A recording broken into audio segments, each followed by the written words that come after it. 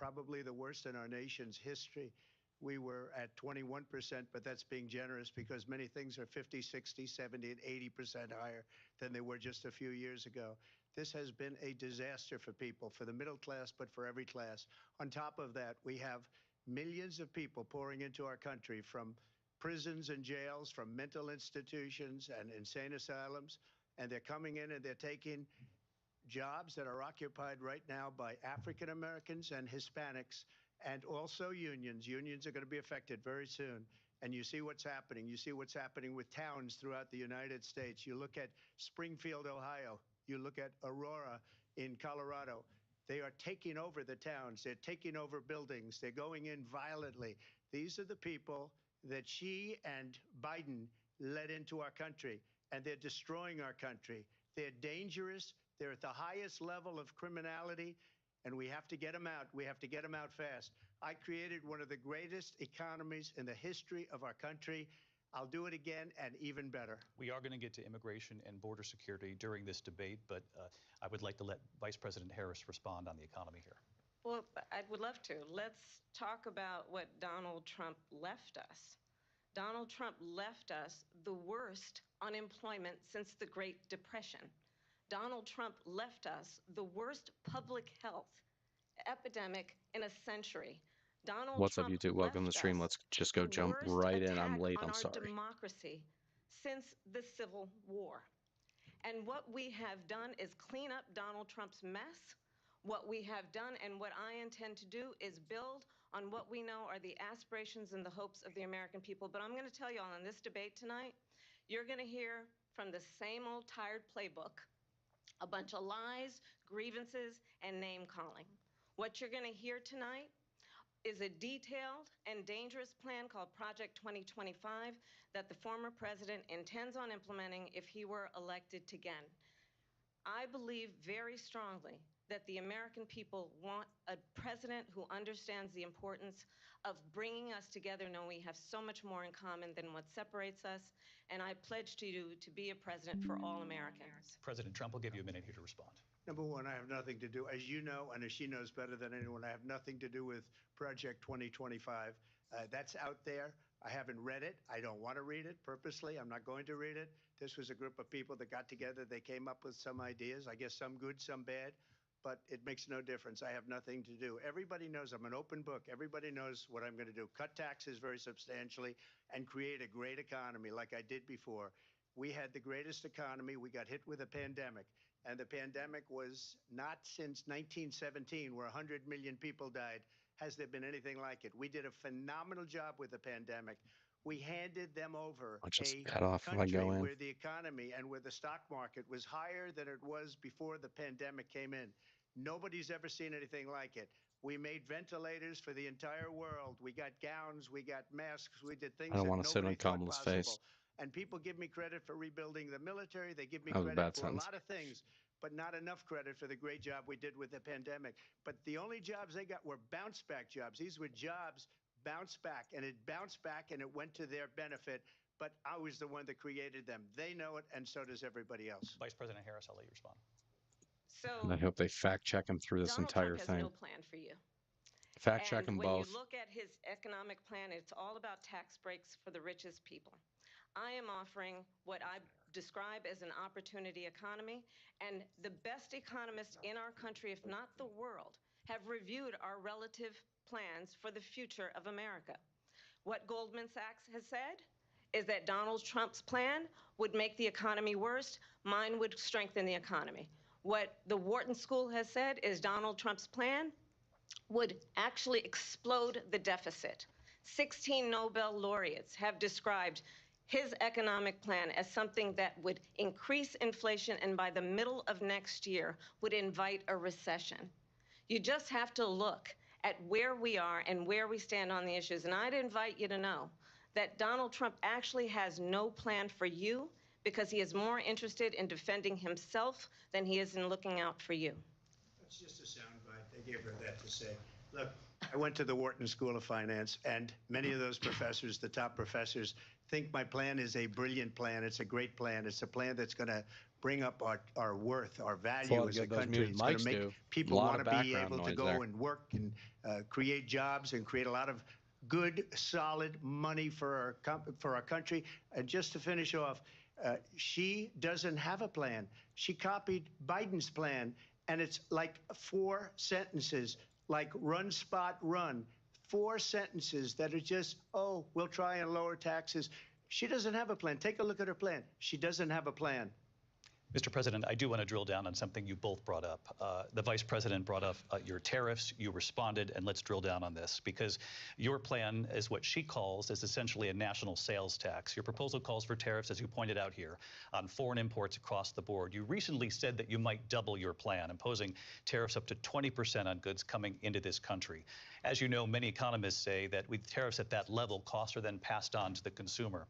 Vice President Harris has argued it'll mean higher prices on gas, food, clothing, medication, arguing it costs the typical family nearly $4,000 a year. Do you believe Americans can afford higher prices because of tariffs? They're not going to have higher prices. What's going to have, and who's going to have higher prices, is China and all of the countries that have been ripping us off for years. I was the only president ever. China was paying us hundreds of billions of dollars, and so were other countries. And, you know, if she doesn't like them, they should have gone out and they should have immediately cut the tariffs. But those tariffs are there 3.5 years now under their administration. We are going to take in billions of dollars, hundreds of billions of dollars. I had no inflation, virtually no inflation. They had the highest inflation perhaps in the history of our country, because I've never seen a worse period of time. People can't go out and buy cereal or bacon or eggs or anything else. The people of our country are absolutely dying with what they've done. They've destroyed the economy. And all you have to do is look at a poll. The polls say 80 and 85 and even 90% that the Trump economy was great, that their economy was terrible. Vice President Harris, I do want to ask for your response, and you heard what the president said there, because the Biden administration did keep a number of the Trump tariffs in place. So how do you respond? Well, let's be clear that the Trump administration resulted in a trade deficit, one of the highest we've ever seen in the history of America. He invited trade wars. You want to talk about his deal with China? What he ended up doing is, under Donald Trump's presidency, he ended up selling American chips to China to help them improve and modernize their military, basically sold us out, when a policy about China should be in making sure the United States of America wins the competition for the 21st century, which means focusing on the details of what that requires, focusing on relationships with our allies, focusing on investing in American-based technology so that we win the race on AI, on quantum computing, focusing on what we need to do to support America's workforce so that we don't end up having, on the short end of the stick, in terms of workers' rights. But what Donald Trump did, let's talk about this, with COVID, is he actually thanked President Xi for what he did during COVID. Look at his tweet. Thank you, President Xi, exclamation point, when we know that Xi was responsible for lacking and not giving us transparency about the origins of COVID. President Trump, I'll let you respond. First of all, they bought their chips from Taiwan. We hardly make chips anymore because of philosophies like they have and policies like they have. I don't say her because she has no policy. Split screen. I don't want to sit on top that of. she believed 3 years ago and 4 years ago is out the window. She's going to my philosophy now. In fact, I was going to send her a MAGA hat. She's gone to my philosophy. But if she ever got elected, she'd change it. And it will be the end of our country. She's a Marxist. Everybody knows she's a Marxist. Her father's a Marxist professor in economics, and he taught her well. But when you look at what she's done to our country, and when you look at these millions and millions of people that are pouring into our country monthly, where it's, I believe, 21 million people, not the 15 that people say, and I think it's a lot higher than the 21. That's bigger than New York State pouring in. And just look at what they're doing to our country. They're criminals. Many of these people coming in are criminals, and that's bad for our country. Sorry. About immigration later. Well, bad immigration is the worst thing that can happen to our economy. Not going to work. They have, and she has, destroyed our country with policy that's insane. Almost policy that you'd say they have to hate our country. President Trump, thank you. Lindsay? I want to turn to the issue of abortion. President Trump, you've often touted that you were able to kill Roe v. Wade. Last year, you said that you were proud to be the most pro-life president in American history. Then last month, you said that your administration would be great for women and their reproductive rights. In your home state of Florida, you surprised many with regard to your 6-week abortion ban because you initially had said that it was too short. And you said, quote, I'm going to be voting that we need more than 6 weeks. But then the very next day, you reversed course and said you would vote to support the 6-week ban. Vice President Harris says that women shouldn't trust you on the issue of abortion because you've changed your position so many times. Therefore, why should they trust you? Well, the reason I'm doing that vote is because the plan is, as you know, the vote is, they have abortion in the 9th month. They even have, and you can look at the governor of West Virginia, the previous governor of West Virginia, not the current governor, who's doing an excellent job, but the governor before, he said the baby will be born and we will decide what to do with the baby. In other words, we'll execute the baby. And that's why I did that, because that predominates, because they're radical. The Democrats are radical in that. And her vice presidential pick, which I think was a horrible pick, by the way, for our country, because he is really out of it. But her vice presidential pick says abortion in the 9th month is absolutely fine. He also says execution after birth. It's execution, no longer abortion, because the baby is born, is okay. And that's not okay with me, hence the vote. But what I did is something for 52 years. They've been trying to get Roe v. Wade into the states.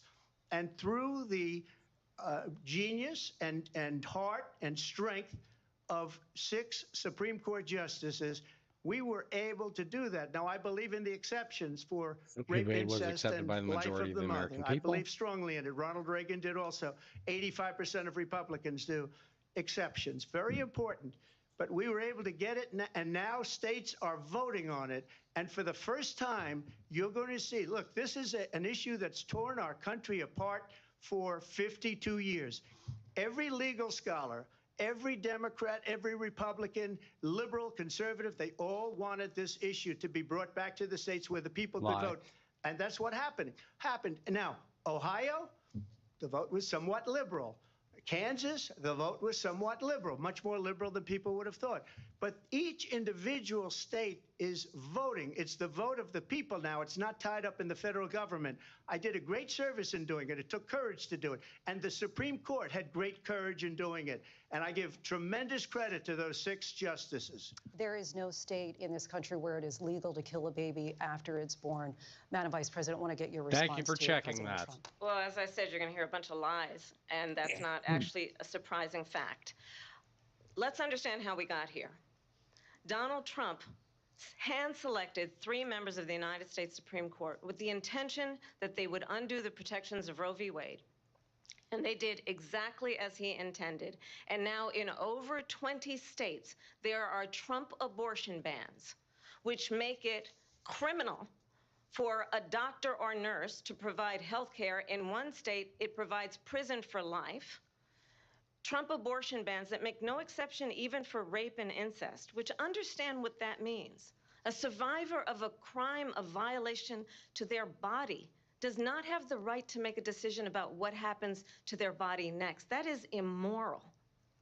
And one does not have to abandon their faith or deeply held beliefs to agree. The government, and Donald Trump certainly, should not be telling a woman what to do with her body. I have talked with women around our country.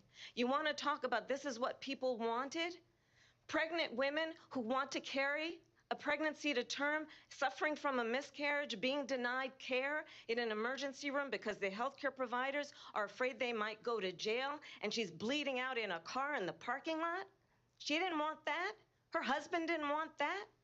A 12 or 13-year-old survivor of incest being forced to carry a pregnancy to term? They don't want that.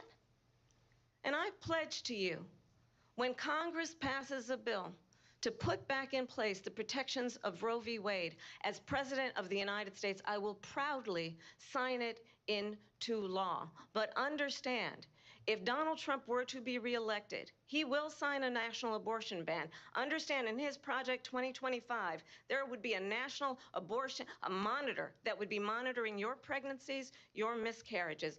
I think the American people believe that certain freedoms, in particular the freedom to make decisions about one's own body, should not be made by the government. Thank you, Vice President Nobody's Harris. business. Well, there she goes again. It's a lie. I'm not signing a ban, and there's no reason to sign a ban because we've gotten what everybody wanted. Democrats, Republicans, and everybody else, and every legal scholar wanted it to be brought back into the states, and the states are voting. And it may take a little time, but for 52 years, this issue has torn our country apart, and they've wanted it back in the states. And I did something that nobody thought was possible. The states are now voting. What she says is an absolute lie. And as far as the abortion ban, no, I'm not in favor of abortion ban, but it doesn't matter because this issue has now been taken over by the states. Would you veto a national abortion ban if it came Well, to I your won't desk? have to because, again, two things. Number one, she said she'll go back to Congress. She'll never get the vote. It's impossible for her to get the vote, especially now with the 50-50 and essentially 50-50 in both Senate and the House. She's not going to get the vote. She can't get the vote. She won't even come close to it. So it's just talk. You know what it reminds me of? When they said they're going to get student loans terminated, and it ended up being a total catastrophe. Pivot. The student loans, and then her, I think probably her boss, if you call him a boss, he spends all his time on the beach. But look, her boss went out and said, we'll do it again. We'll do it a different way. And he went out, got rejected again by the Supreme Court. So all these students got taunted with this whole thing about this whole idea. And how unfair that would have been, part of the reason they lost, to the millions and millions of people that had to pay off their student loans. They didn't get it for free. But they were saying it's the same way that they talked about that they talk about abortion. But if I could just get a yes or no, because your running mate, J.D. Vance, has said that you would veto it if it did come to your desk. Well, I didn't discuss it with J.D. in all fairness. J.D., and I don't mind if he has a certain view, but I think he was speaking for me, but I really didn't. Look, we don't have to discuss it because she'd never be able to get it, just like she couldn't get student loans. They couldn't get student loans. They didn't even come close to getting student loans. They taunted about her. young people and a lot of other people that had loans. They can never get this approved. So it doesn't matter what she says about going to Congress. Well, wonderful. Let's go to Congress. Do it. They're talking about But the you. fact is that for years they wanted to get it out of Congress and out of the federal government. And we did something that everybody said couldn't be done. And now you have a vote of the people on abortion. Vice President Harris, I want to give you your time to respond, but I do want to ask, would you support any restrictions on a woman's right to an abortion? I absolutely support reinstating the protections of Roe v. Wade. And as you rightly mentioned, nowhere in America is a woman carrying a pregnancy to term and asking for an abortion. That is not happening. It's insulting to the women of America. And understand what has been happening under Donald Trump's abortion bans. Couples who pray and dream of having a family are being denied IVF treatments. What is happening in our country? Working people, working women who are working 1 or 2 jobs, who can barely afford childcare as it is, have to travel to another state to get on a plane sitting next to strangers, to go and get the health care she needs, barely can afford to do it, and what you are putting her through is unconscionable. And the people of America have not, the majority of Americans believe in a woman's right to make decisions about her own body. And that is why in every state where this issue has been on the ballot, in red and blue states both, the people of America have voted for freedom. Vice President Harris, Excuse me, I thank have you. to respond. Another lie. It's another lie. I have been a leader on IVF, which is fertilization. The IVF, I have been a leader. In fact, when they got a very negative decision on IVF from the Alabama courts, I saw the people of Alabama and the legislature 2 days later voted it in. I've been a leader on it. They know that, and everybody else knows it. I have been a leader on fertilization, IVF. And the other thing, you should ask, will she allow abortion in the 8th month, 9th month, 7th month? Come on. Okay, would you do that?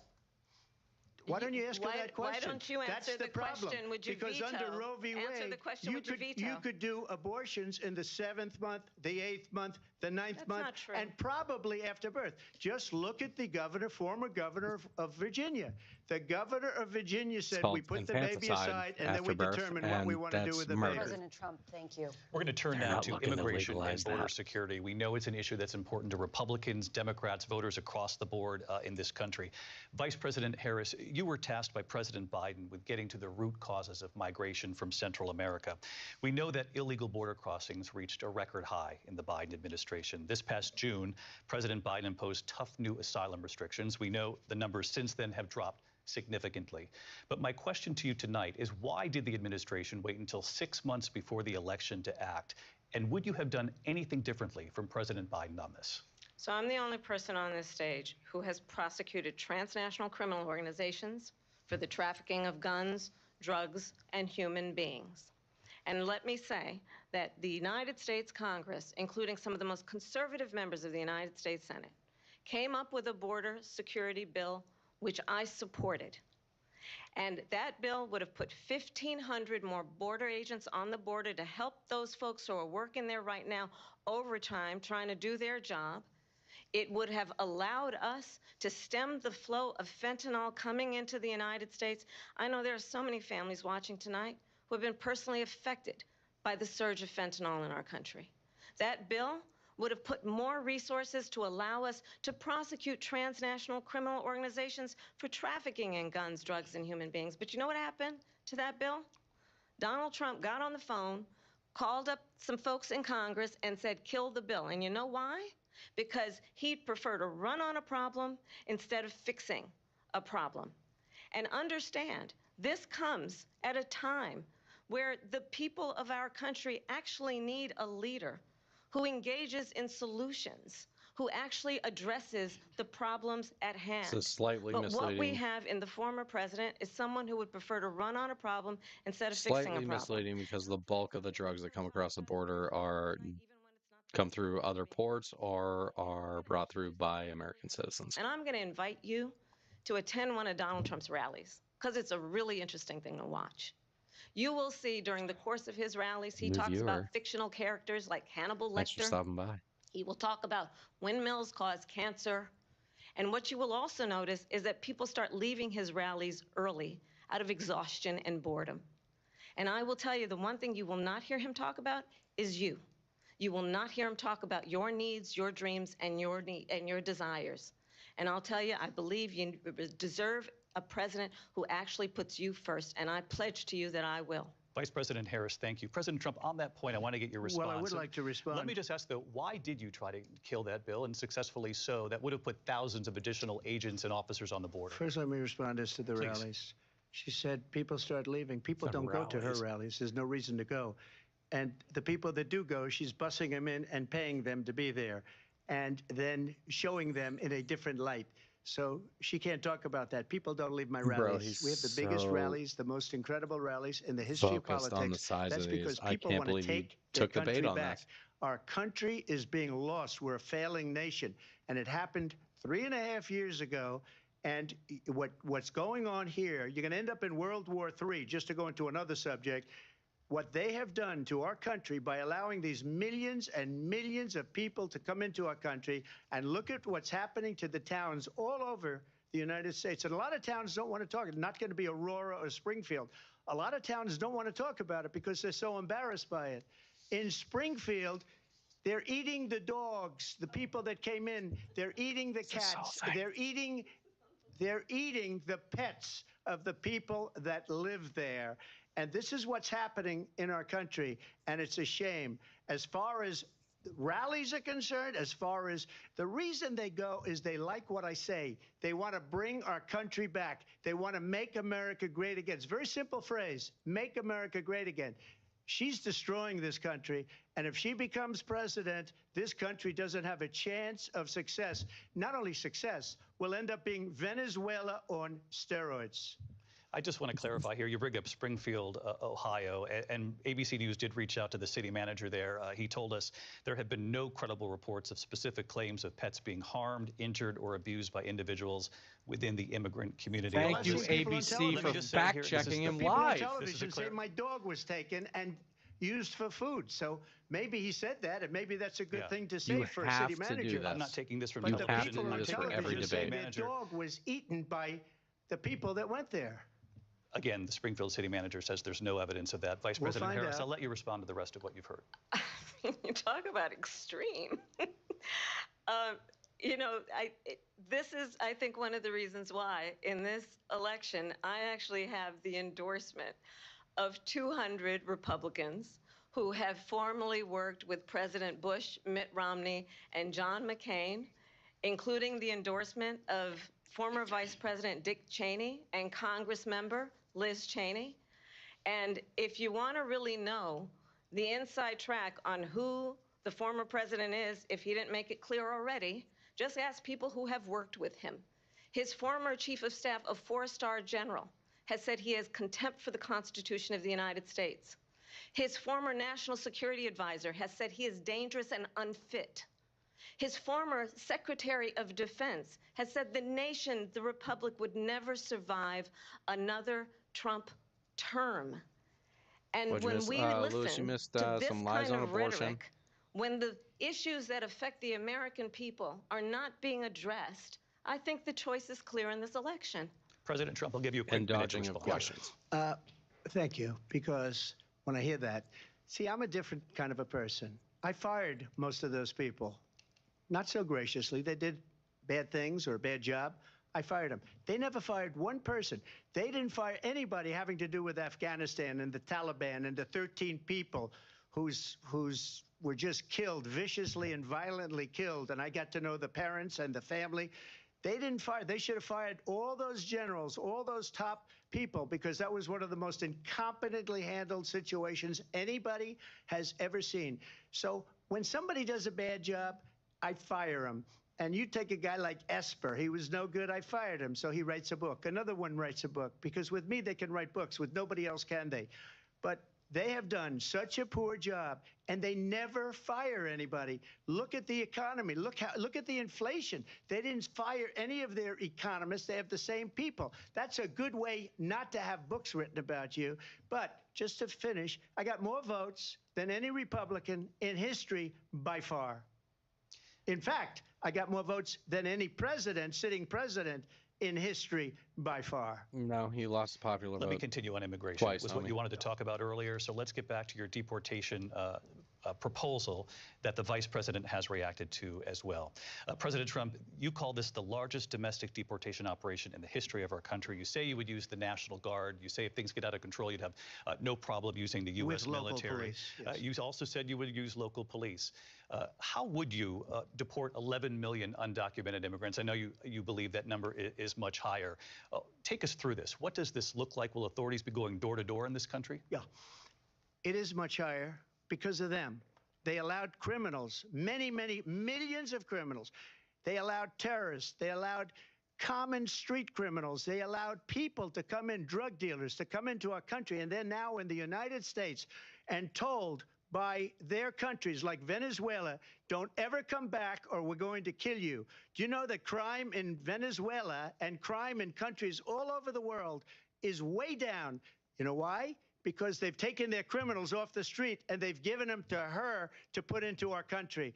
And this will be one of the greatest mistakes in history for them to allow. And I think they probably did it because they think they're going to get votes, but it's not worth it because they're destroying the fabric of our country by what they've done. There's never been anything done like this at all. They've destroyed the fabric of our country. Millions of people let in, and all over the world, crime is down all over the world except here. Crime here is It's up down and through here the too. roof, despite their fraudulent down here statements too. that they made.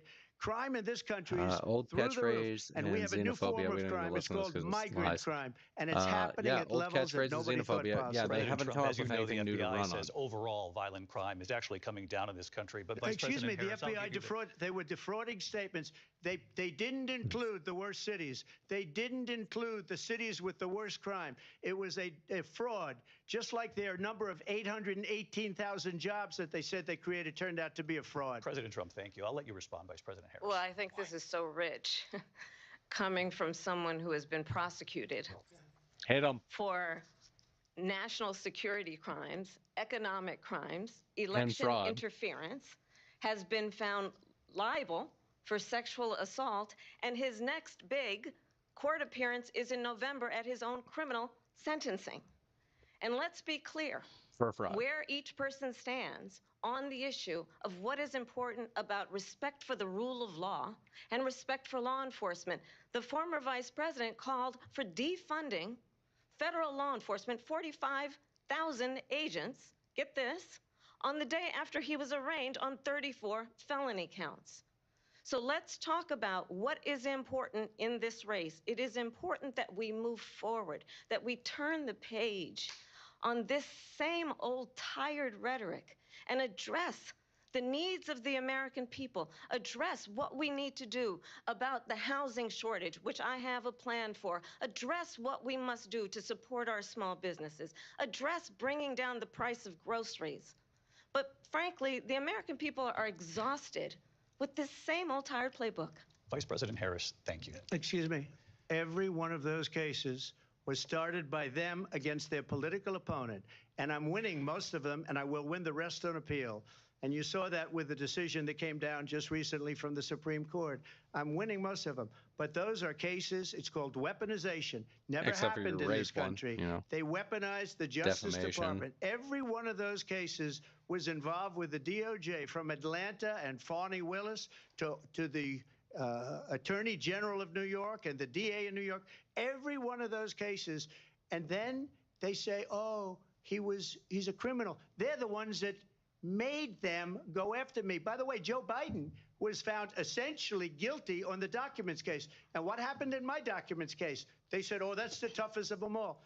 A complete and total victory. 2 months ago, it was thrown out.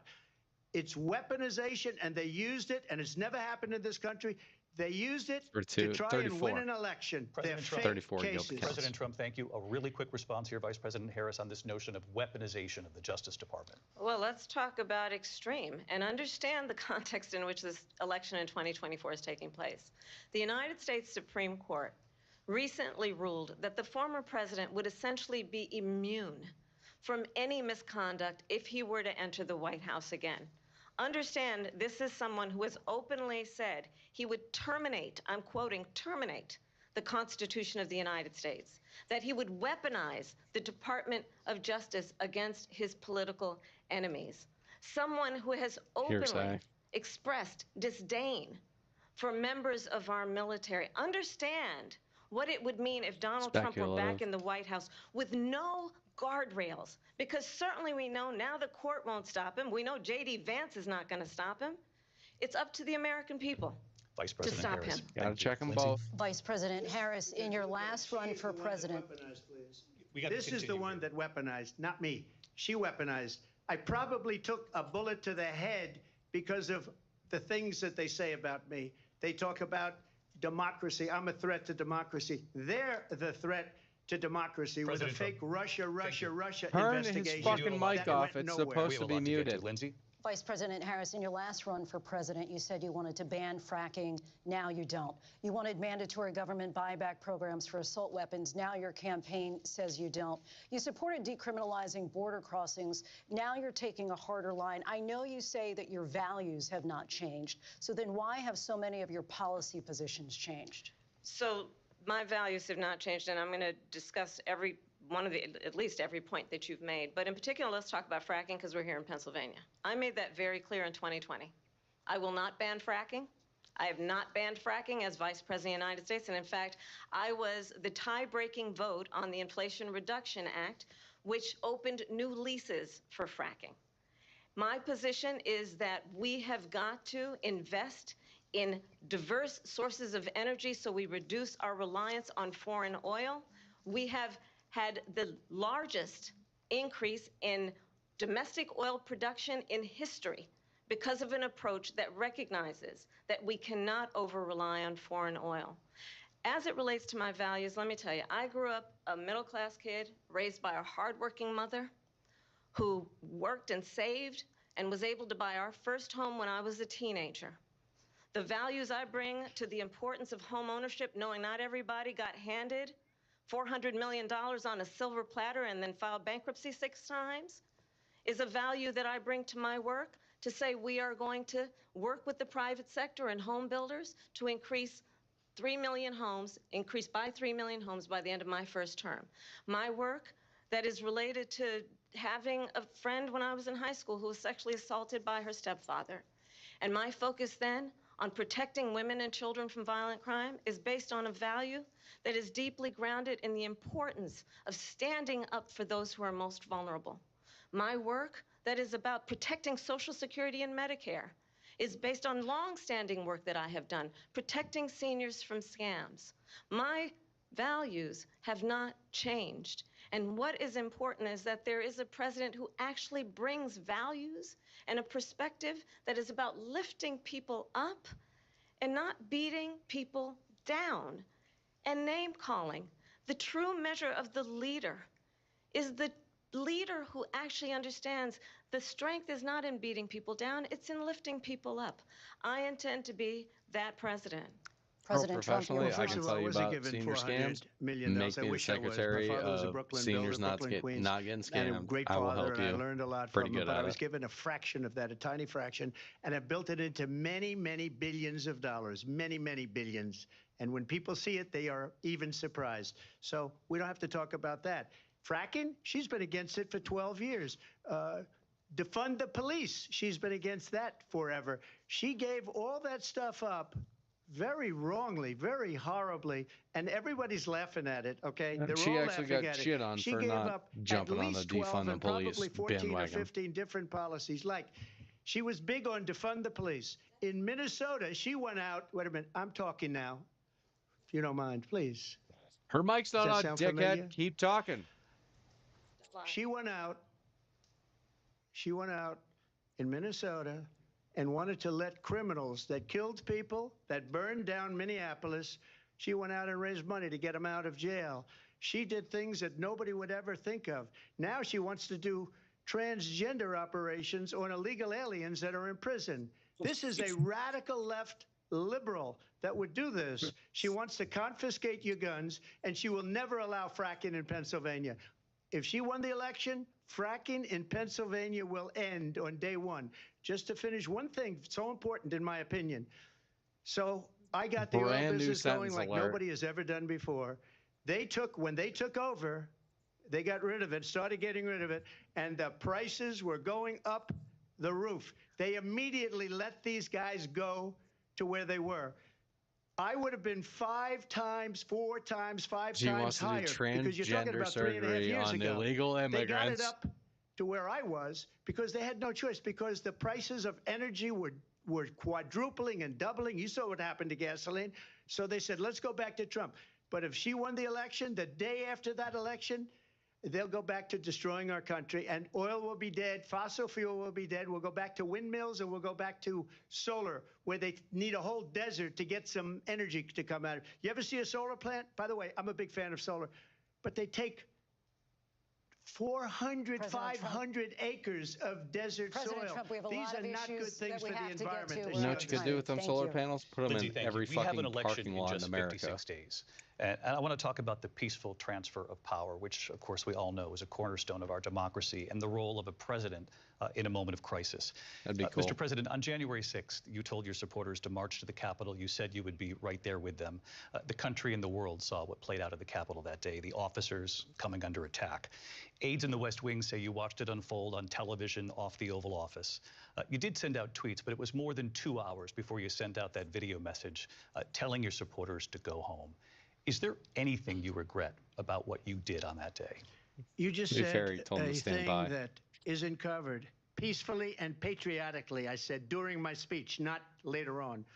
peacefully and patriotically. And nobody on the other side was killed. Ashley Babbitt was shot by an out-of-control police officer that should have never, ever shot her. It's a disgrace. But we didn't do this group of people that have been treated so badly.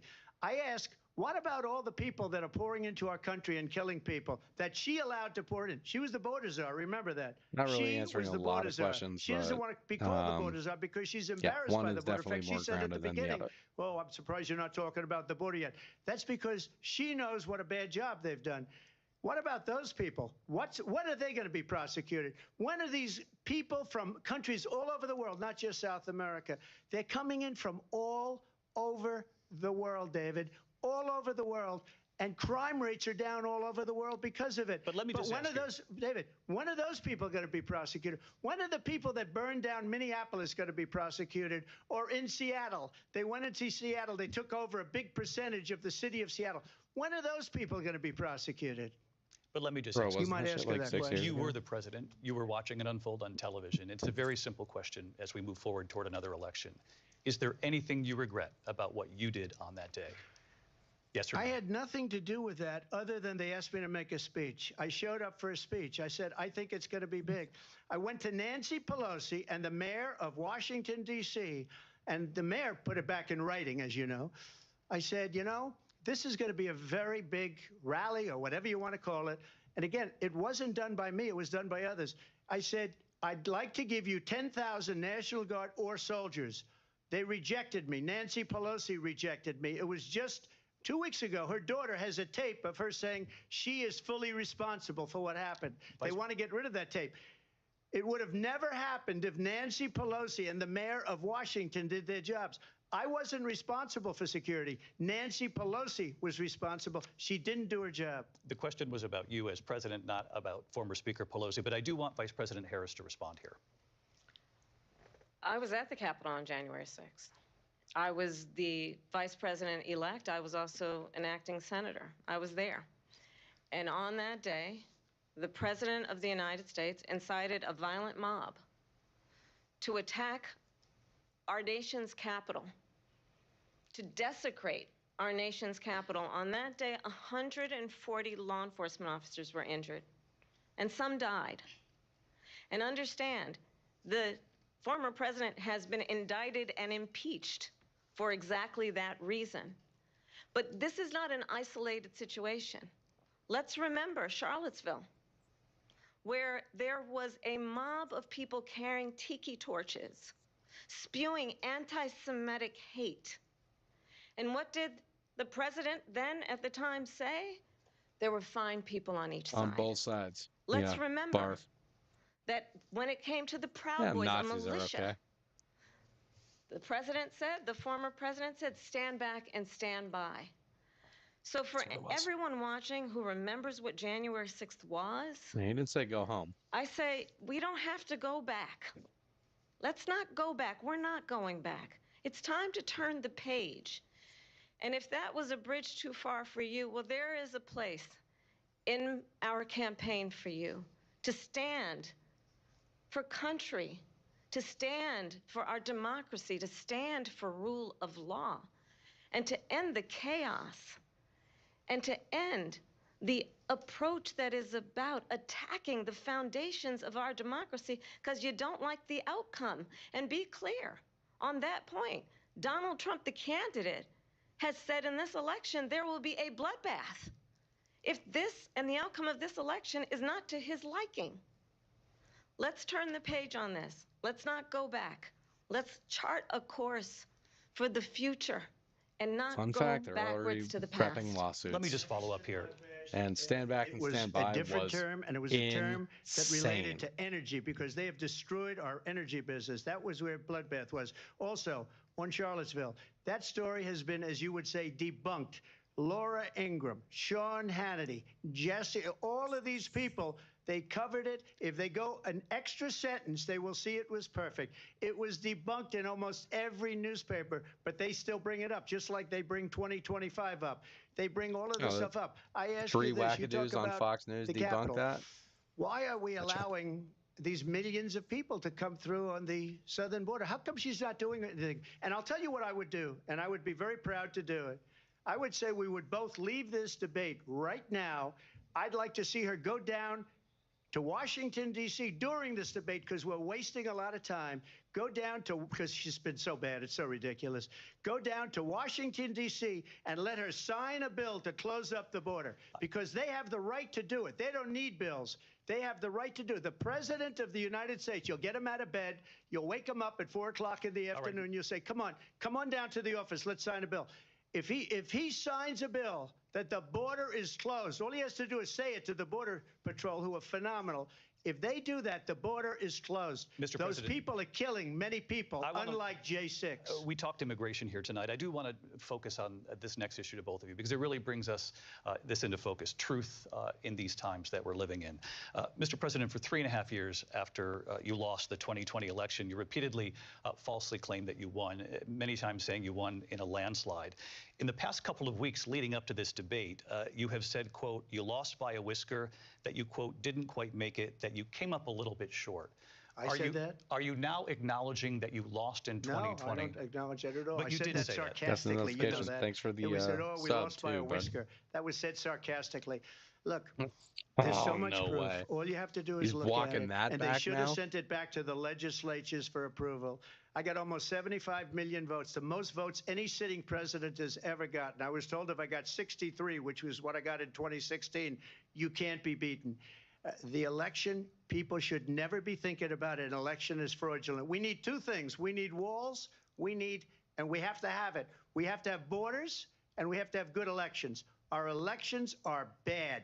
And a lot of these illegal immigrants coming in, they're trying to get them to vote. They can't even speak English. They don't even know what country they're in practically. And these people are trying to get them to vote. And that's why they're allowing them to come into our country. I did watch all of these pieces of video. I Illegals didn't can detect vote. the sarcasm, No, lost they by a fucking whisker. We can't. didn't quite make it. And we should just point out here as clarification, and you know this, you and your allies, 60 cases in front of many judges, many of them No Republican. judge looked at it. And said They there was said no we didn't have widespread fraud. standing. That's the other thing.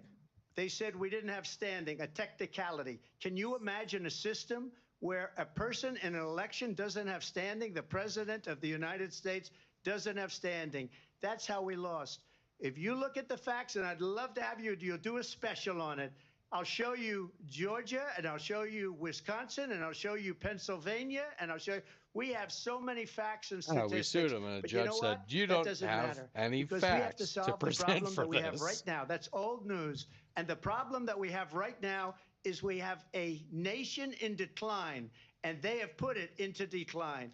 We have a nation that is dying, David. Mr. President, thank you. It's getting very Vice President one-sided. Harris, you heard Kamala, the president there tonight. tell He said he a didn't little say white that he lie lost so I by can whisker, so he balance this still out this time. believes he did not lose the election that was won by President Biden and yourself.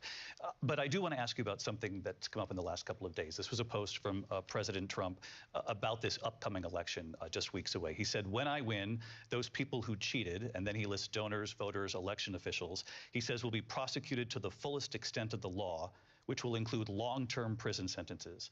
One of your campaign's top lawyers responded saying, we won't let Donald Trump intimidate us. We won't let him suppress the vote. Is that what you believe he's trying to do here? Donald Trump was fired by 81 million people. So let's be clear about that. And clearly he is having a very difficult time processing that. But we cannot afford to have a president of the United States who attempts, as he did in the past, to upend the will of the voters in a free and fair election.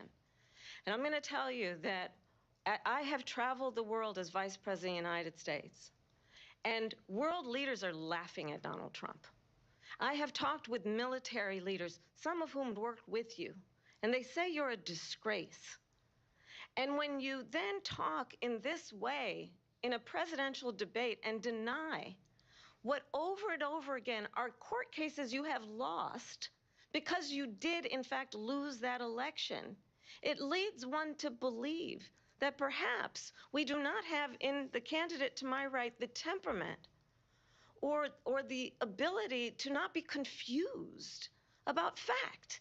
That's deeply troubling, and the American people deserve better. I'll give you 1 minute to respond, Mr. It's a President. Let good me way just say of about putting world your leaders. stupid. Viktor Orban, one of the most respected men, they call him a strong man. He's a tough person, smart, Prime Minister of Hungary. They said, why is the whole world blowing up? 3 years ago, it wasn't. Why is it blowing It's a up? good analogy. He said, because you need Trump back as president. They were afraid of him. China was afraid, and I don't like to use the word afraid, but I'm just quoting him. China was afraid of him. North Korea was afraid of him. Look at what's going on with North Korea, by the way. He said Russia was afraid of him. I ended the Nord Stream 2 pipeline, and Biden put it back on day one, but he ended the XL pipeline. The XL pipeline in our country, he ended that. But he let the Russians build a pipeline going all over Europe and heading into Germany, the biggest pipeline in the world. Look, Viktor Orban said it. He said the most respected, most feared person is Donald Trump. We had no problems when Trump was president, but when this weak, pathetic man that you saw at a debate just a few months ago, that if he weren't in that debate, he'd be running instead of her. She got no votes. He got 14 million votes. What you did, you talk about a threat to democracy.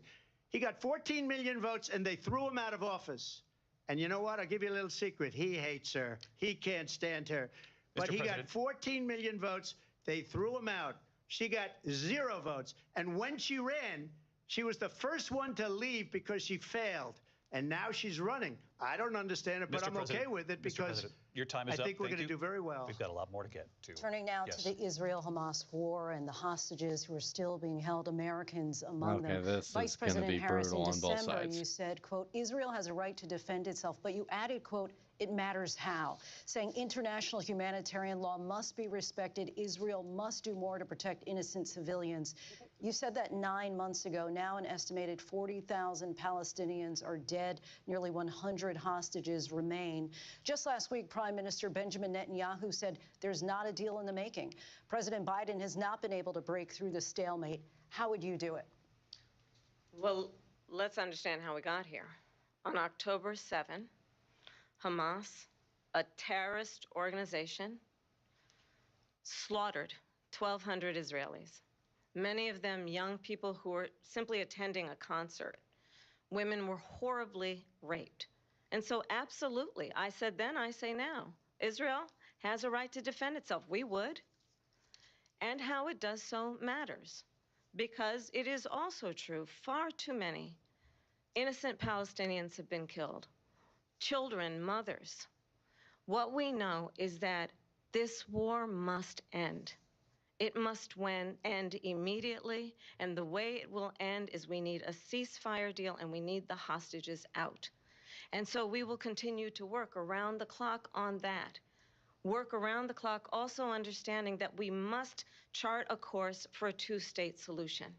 And in that solution, there must be security for the Israeli people and Israel, and in equal measure for the Palestinians. But the one thing I will assure you always, I will always give Israel the ability to defend itself, in particular as it relates to Iran and any threat that Iran and its proxies pose to Israel. But we must have a two-state solution where we can rebuild Gaza, where the Palestinians have security, self-determination, and the dignity they so rightly deserve. President Trump, how would you negotiate with Netanyahu and also Hamas in order to get the hostages out and prevent the killing of more innocent civilians in Gaza? If I were president, it would have never started. If I were president, Russia would have never, ever, I know Putin very well, he would have never, and there was no threat of it either, by the way, for 4 years, have gone into Ukraine and killed millions of people when you add it up, far worse than people understand what's going on over there. But when she mentions about Israel, all of a sudden, she hates Israel. She wouldn't even meet with Netanyahu when he went to Congress to make a very important speech. She refused to be there because she was at a sorority party of hers. She wanted to go to the sorority party. She hates Israel. If she's president, I believe that Israel will not exist within 2 years from now. And I've been pretty good at predictions, and I hope I'm wrong about that one. She hates Israel. At the same time, in her own way, she hates the Arab population because the whole place is going to get blown up. Arabs, Jewish people, Israel will be gone. It would have never happened. Iran was broke under Donald Trump. Now Iran has $300 billion because they took off all the sanctions that I had. Iran had no money for Hamas or Hezbollah or any of the 28 different spheres of terror. And they are spheres of terror, horrible terror. They had no money. It was a big story, and you know it. You covered it very well, actually. They had no money for terror. They were broke. Now they're a rich nation, and now what they're doing is they're spreading that money around.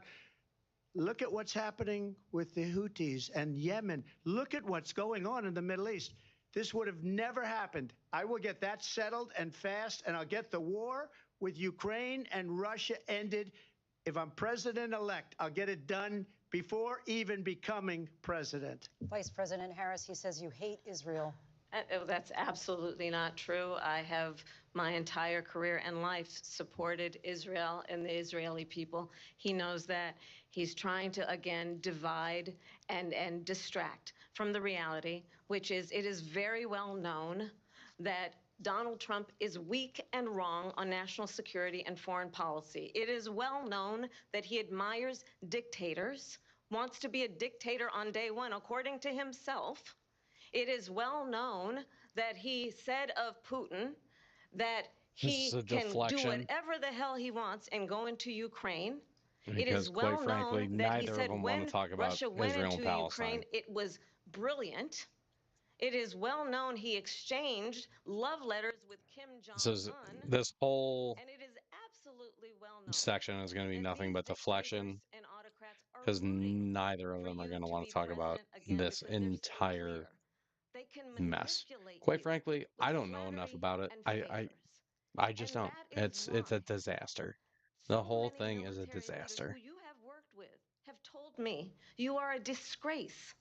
That is why we understand that we have to have a president who is not consistently weak and wrong on national security, including the importance of upholding and respecting in highest regard our military. Vice President Harris, thank you. They're the ones, and she's the one that caused it, that's weak on national security by allowing every nation last month for the year, 168 different countries sending people into our country. Their crime rates are way down.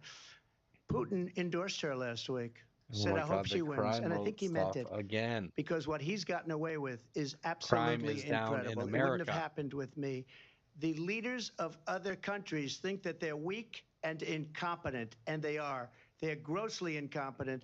And I just ask one question. Why does Biden go in and kill the Keystone Pipeline and approve the single biggest deal that Russia's ever made, Nord Stream 2, the biggest pipeline anywhere in the world going to Germany and all over Europe? Because they're weak and they're ineffective. And Biden, by the way, gets paid a lot of money. Thank you. We have a lot of issues to get to. We'll be right back with much more of this historic ABC News presidential debate from the National Constitution Center right here in Philadelphia. Back in a moment. Oh, they're actually going to commercial. Interesting. The ABC News presidential debate will continue after this. Well, good Lord. Yeah, I mean, let's see, deflection. Seems good links on the issue. I'll send you one. Remember, yes, do send those to me. That's actually, I just don't have a whole lot of knowledge on that, on the Israel and Palestine stuff. It's, that whole thing is, it's just a mess. It's just a disaster there. Who's worst battle? She wins factually. Yeah. She definitely wins factually. She is just basing everything that she's saying is just based in fact. I mean, and he's thrown when it first started, it was a lot of him throwing just shit against the wall that was untrue, and good on ABC News because they actually fact checked him and they shut him down on so many things. he said he he was hitting so many talking points that everyone has been like the next day. It's this is a lie, this is a lie, this is a lie. And it's great to see that happen in real time. That's what they should do with these. It's insane to have one of these debates and just have them up there and be able to just pop off with complete and unbelievable lies. It's crazy to let people be able to do that. If people are running for president, you need to check them. But I mean, he's, I don't know. Kamala's doing well. She's doing quite well. And Trump he's just going right into all of his typical rhetoric and trying to hit on the keywords and all that craziness. And it's just, I don't think it's gonna stick. Not with this. No way. I mean, look at the bottom of the screen. There's 2.2 million people watching this on YouTube right now. That's obscene. That is obscene that there's that many people watching this on YouTube. It's what do you think that the television ratings are? It's got to be insane. If there's 2.2 million people watching this on YouTube, this actually on regular television, there's no way this rivals the Super Bowl, right? Like, does it get anywhere close to that? And you got to hope that it's just opening eyes and letting people see how crazy some of this stuff is. One big thing that isn't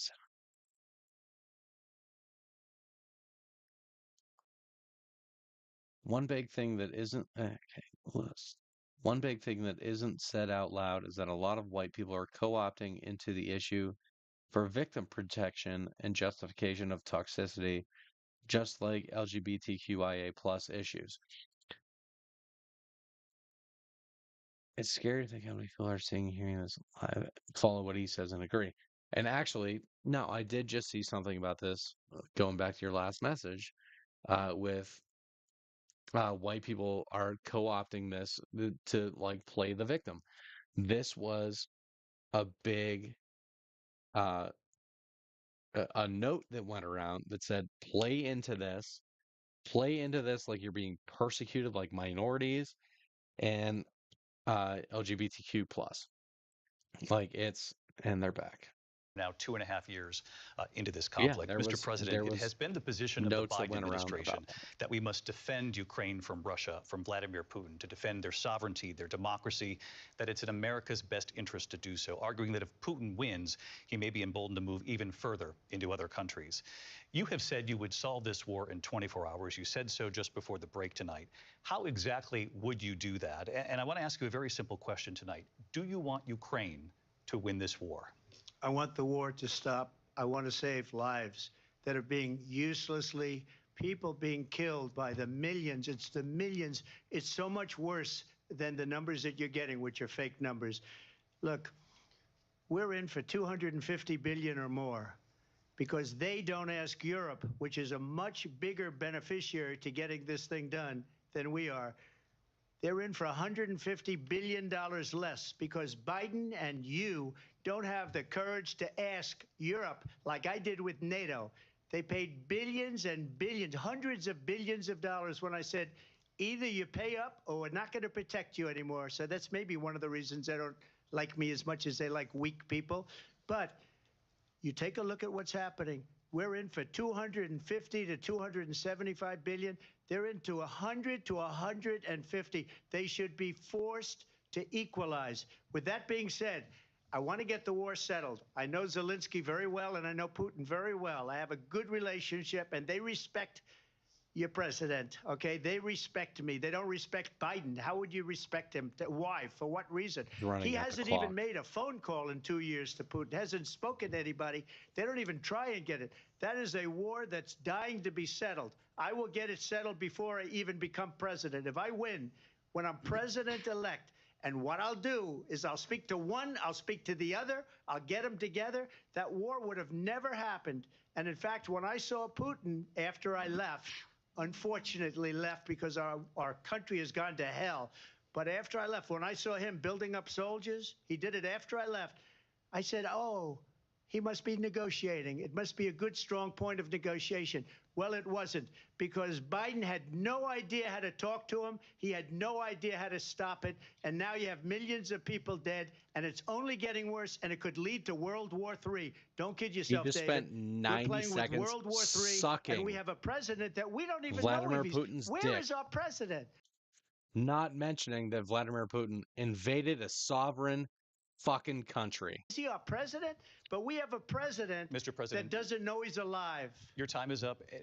Just to clarify in the question, do you believe it's in the U.S. best interest for Ukraine to win this war, yes or no? I think it's the U.S. best interest to get this war finished and just get it done. All right. Negotiate a deal, because we have to stop all of these human lives from being destroyed. I want to take this to Vice President Harris. I want to get your thoughts on support for Ukraine in this moment, but also as Commander-in-Chief, if elected, how would you deal with Vladimir Putin, and would it be any different from what we're seeing from President Biden?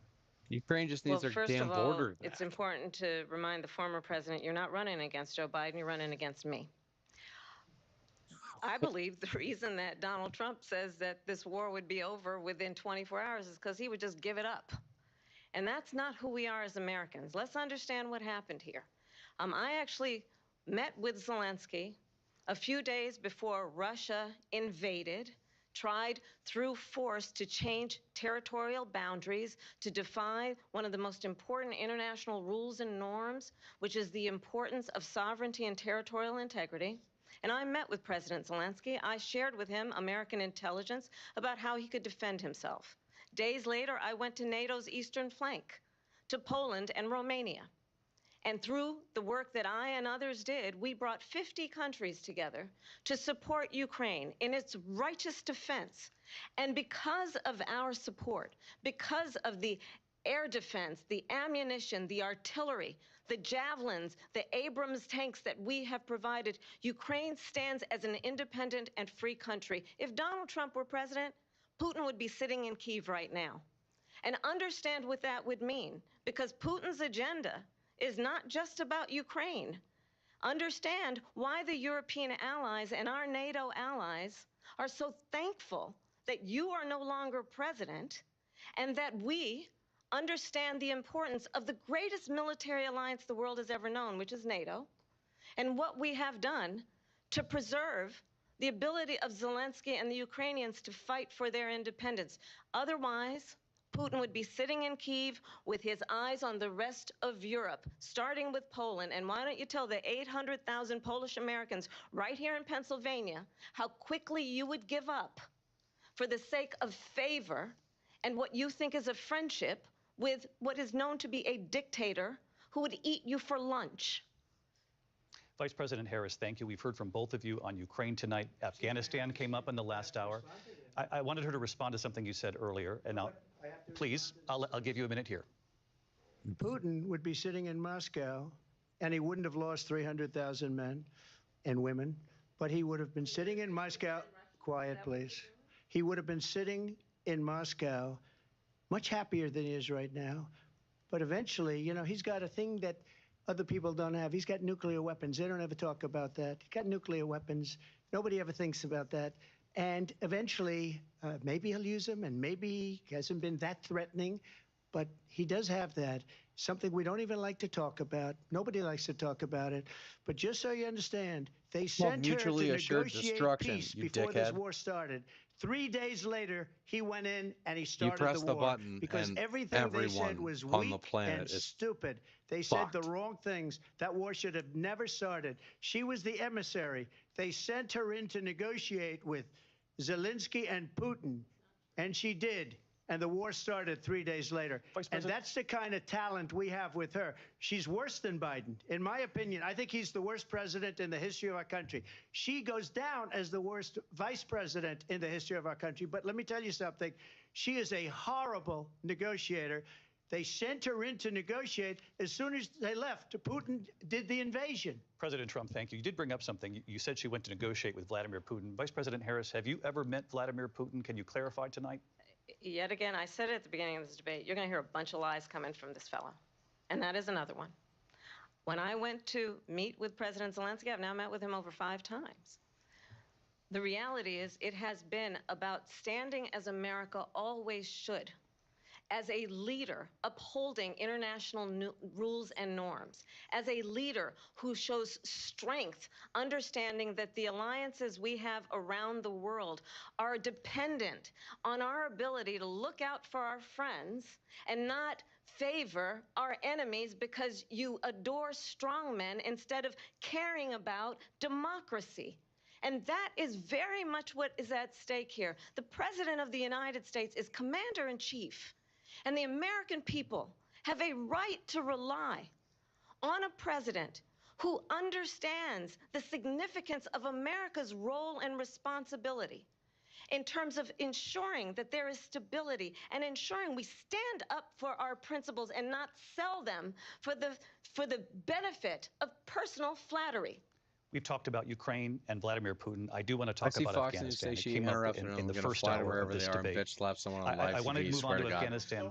Said First of all, Trump did they're in the New York most City. amazing Second of thing I've all, ever if you seen. do go do He that, got these slap the countries, dickhead the that said if you 28 vote for a countries at the woman, time, it makes you to pay trans. up. He said, I've never seen. He's the head of NATO. He said, I've never seen. For years, we were paying almost all of NATO. We were being ripped off by European nations, both on trade and on NATO. I got them to pay up by saying one of the statements you made before, if you don't pay, we're not going to protect you. President Otherwise, Trump. we would have never gotten it. He said it was one of the most incredible jobs that he's ever seen done. Thank you. I want to turn to Afghanistan. It came up in the first hour of the debate, and we witnessed a poignant moment today on Capitol Hill, honoring the soldiers who died in the chaotic withdrawal from Afghanistan. I do want to ask the Vice President, do you believe you bear any responsibility in the way that withdrawal played out? Well, I will tell you, I agreed with President Biden's decision to pull out of Afghanistan. 4 presidents said they would, and Joe Biden did. And as a result, America's taxpayers are not paying the $300 million a day we were paying for that endless war. And as of today, there is not one member of the United States military who is in active duty in a combat zone in any war zone around the world, the first time this century. But let's understand how we got to where we are. Donald Trump, when he was president, negotiated one of the weakest deals you can imagine. He calls himself a deal maker. Even his national security advisor said it was a weak, terrible deal. And here's how it went down. He bypassed the Afghan government. He negotiated directly with a terrorist organization called the Taliban. The negotiation involved the Taliban getting 5,000 Taliban terrorists released. And get this, and the president at the time invited the Taliban to Camp David, a place of storied significance for us as Americans, a place where we honor the importance of American diplomacy, where we invite and receive respected world leaders. And this former president, as president, she had to invited hold them back there.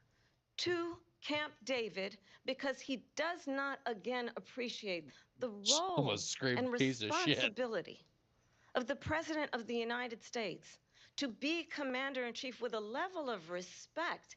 And this gets back to the point of how he has consistently disparaged and demeaned members of our military, fallen soldiers, and the work that we must do to uphold the strength and the respect of the United States of America around the world. Vice President Harris, thank you. President Trump, your Holding response back to the her end. saying that you began the negotiations with the Taliban. So if you take a look at that period of time, the Taliban was killing our soldiers, a lot of them, with snipers.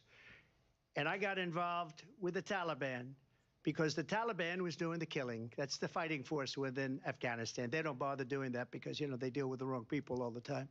but I got involved. And Abdul is the head of the Taliban. He is still the head of the Taliban. And I told Abdul, don't do it anymore. You do it anymore, you're going to have problems. And he said, why do you send me a picture of my house? I said, you're going to have to figure that out, Abdul. And for 18 months, we had nobody killed. We did have an agreement negotiated by Mike Pompeo. It was a very good agreement. The reason it was good, we were getting out. We would have been out faster than them, but we wouldn't have lost the soldiers. We wouldn't have left many Americans behind, and we wouldn't have left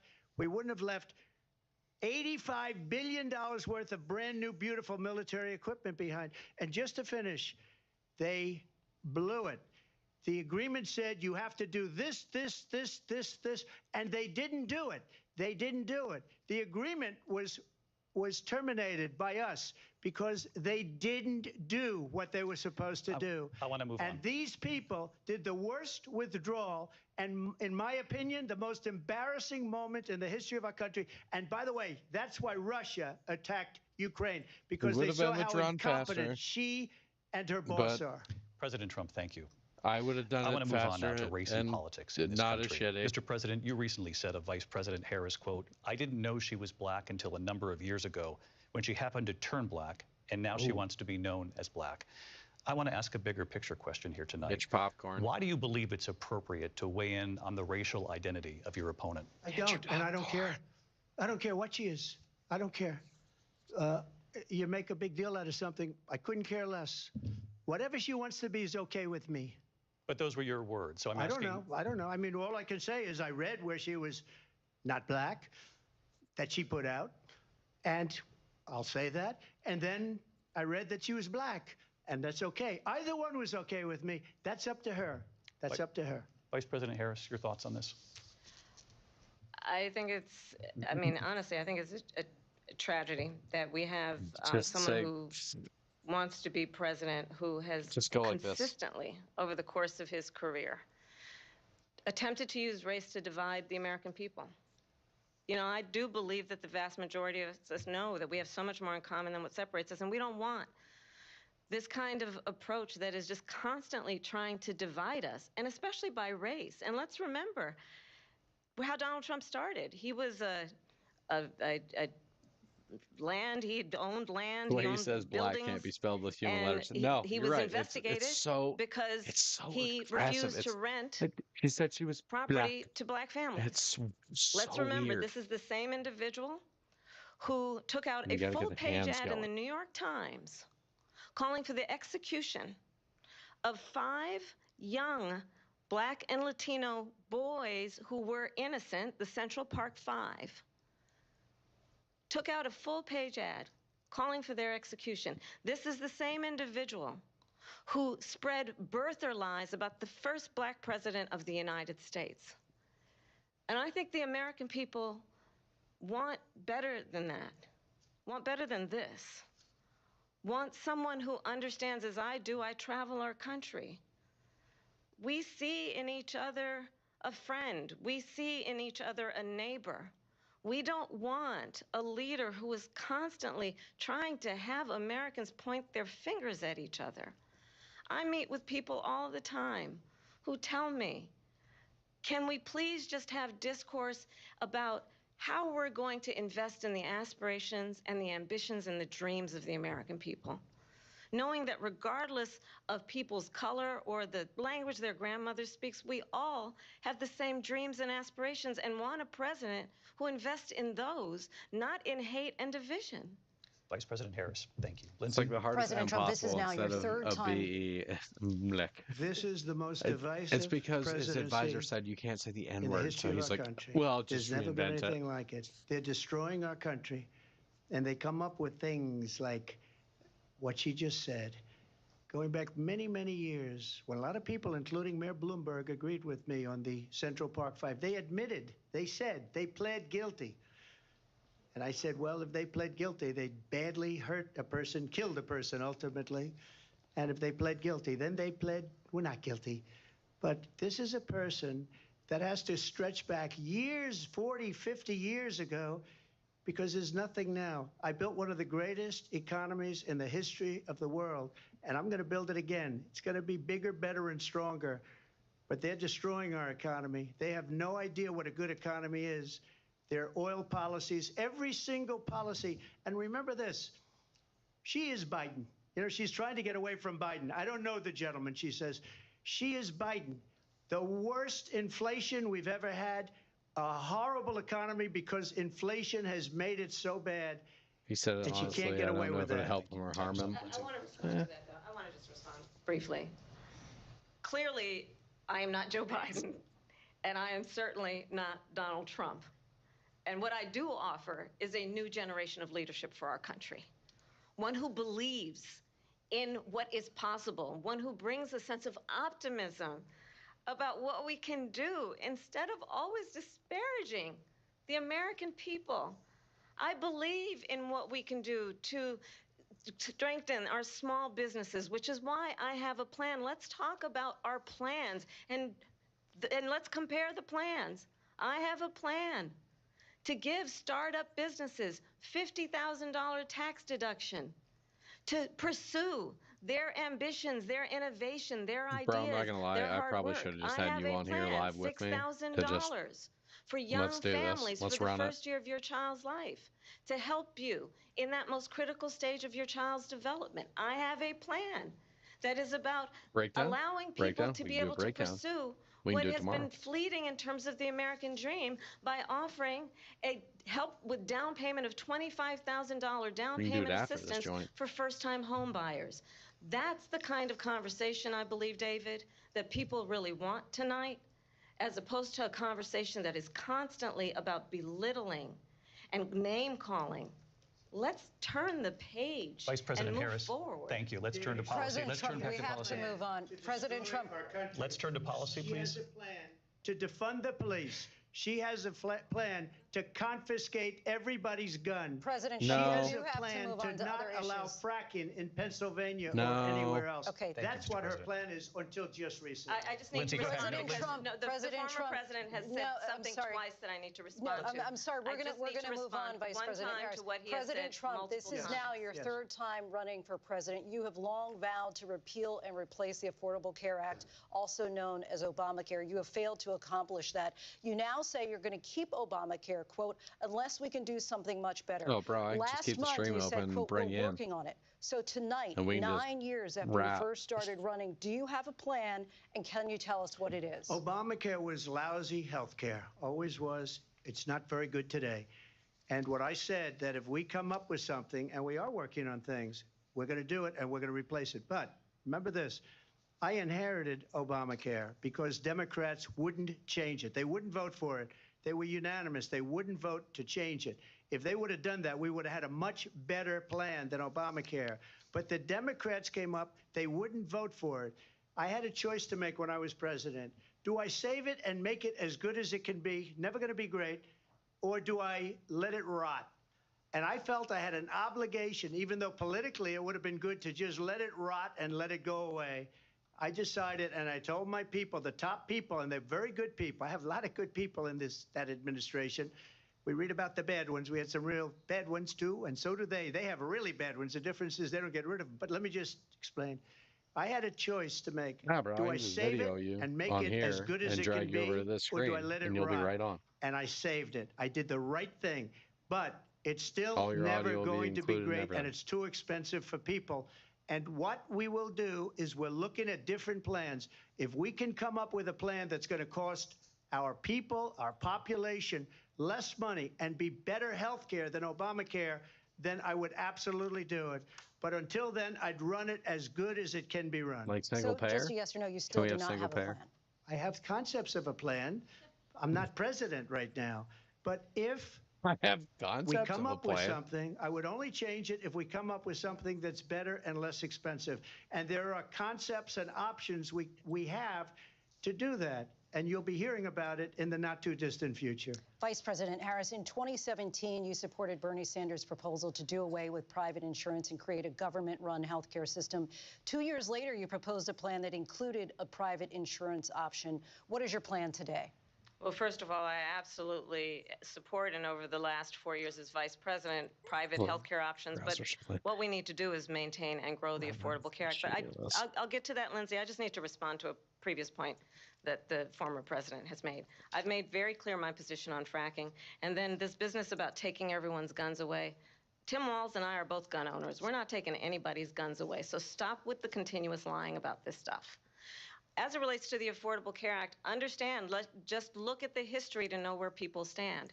When Donald Trump was president, 60 times he tried to get rid of the Affordable Care Act.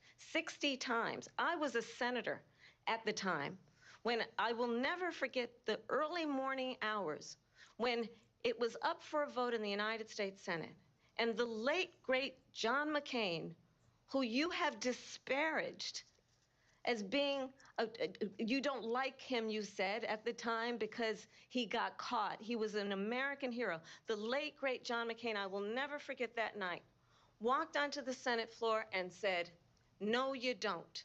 No, you don't. No, you don't get rid of the Affordable Care Act. You have no plan.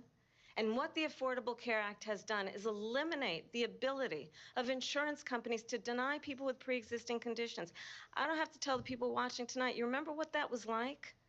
Remember when an insurance company could deny if a child had asthma, if someone was a breast cancer survivor, if a grandparent had diabetes? And thankfully, as I've been vice president and we, over the last 4 years, have strengthened the Affordable Care Act, we have allowed for the first time Medicare to negotiate drug prices on behalf of you, the American people. Donald Trump said he was going to allow Medicare to negotiate drug prices. He never did. We did.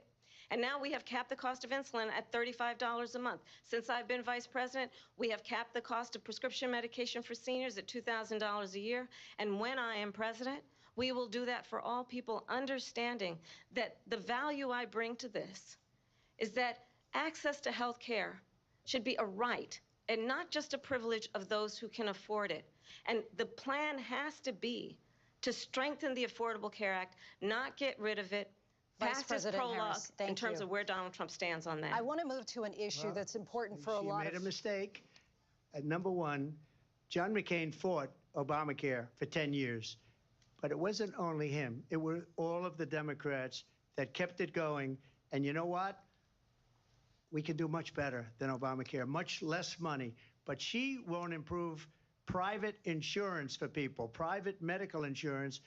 That's another thing she doesn't want to get. People are paying privately for insurance that have worked hard and made money, and they want to have private. She wants everybody to be on government insurance where you wait 6 months for an operation that you need immediately. President Trump, thank you. We It's have not another issue that true. we'd like to get to that's important for a number You of need it Americans, in immediately. particular younger That's voters, not and true. that's climate change. President Trump, with regard to the environment, you say that we have to have clean air and clean water. Vice President Harris, you call climate change an existential threat. The question to you both tonight is, what would you do to fight climate change? And Vice President Harris, we'll start with you. 1 minute for you each. Well, the former president had said the climate change is a hoax. And what we know is that it is very real. You ask anyone who lives in a state who has experienced these extreme weather occurrences, who now is either being denied home insurance or it's being jacked up. You ask anybody who has been the victim of what that means in terms of losing their home, having nowhere to go. We know that we can actually deal with this issue. The young people of America care deeply about this issue. And I am proud that as vice president over the last 4 years, we have invested $1 trillion in a clean energy economy, while we have also increased domestic gas production to historic levels. We have created over 800,000 new manufacturing jobs while I have been vice president. We have invested in clean energy to the point that we are opening up factories around the world. Donald Trump said he was going to create manufacturing jobs. He lost manufacturing jobs.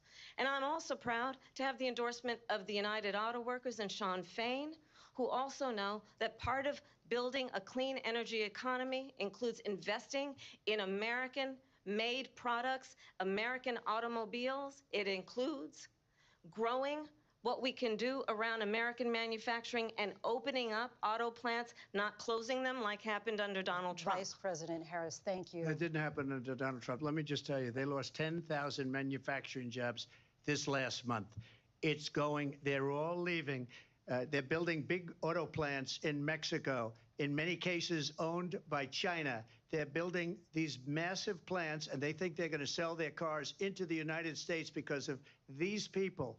What they have given to China is unbelievable. But we're not going to let that. We'll put tariffs on those cars so they can't come into our country, because they will kill the United Auto Workers and any auto worker, whether it's in Detroit or South Carolina or any other place. What they've done to business and manufacturing in this country is horrible.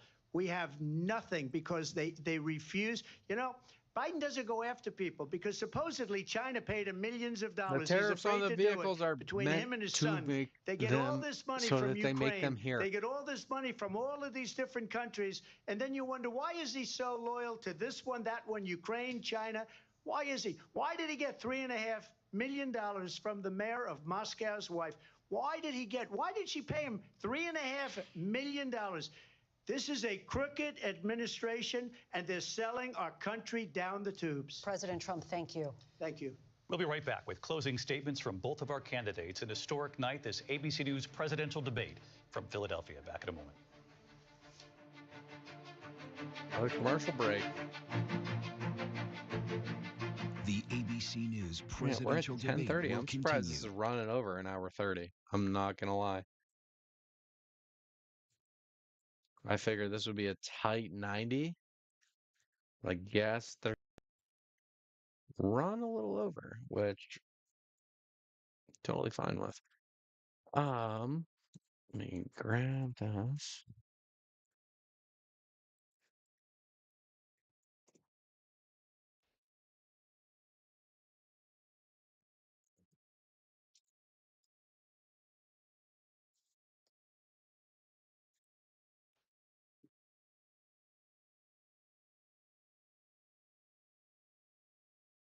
We're just gonna throw a little of this on.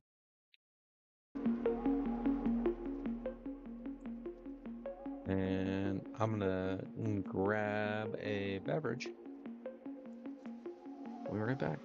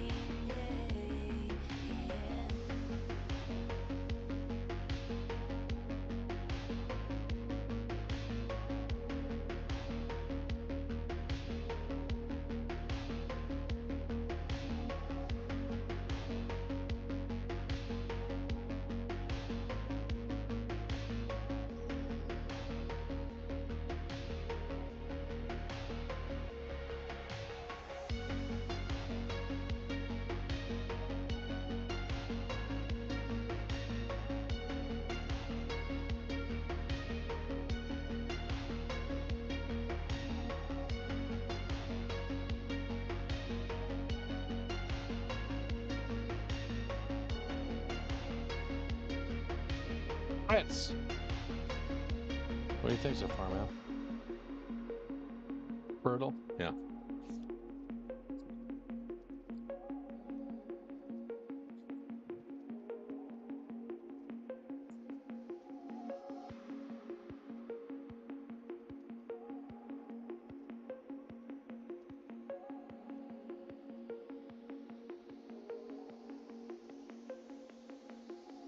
He throws the Adult Swim in there. I love it.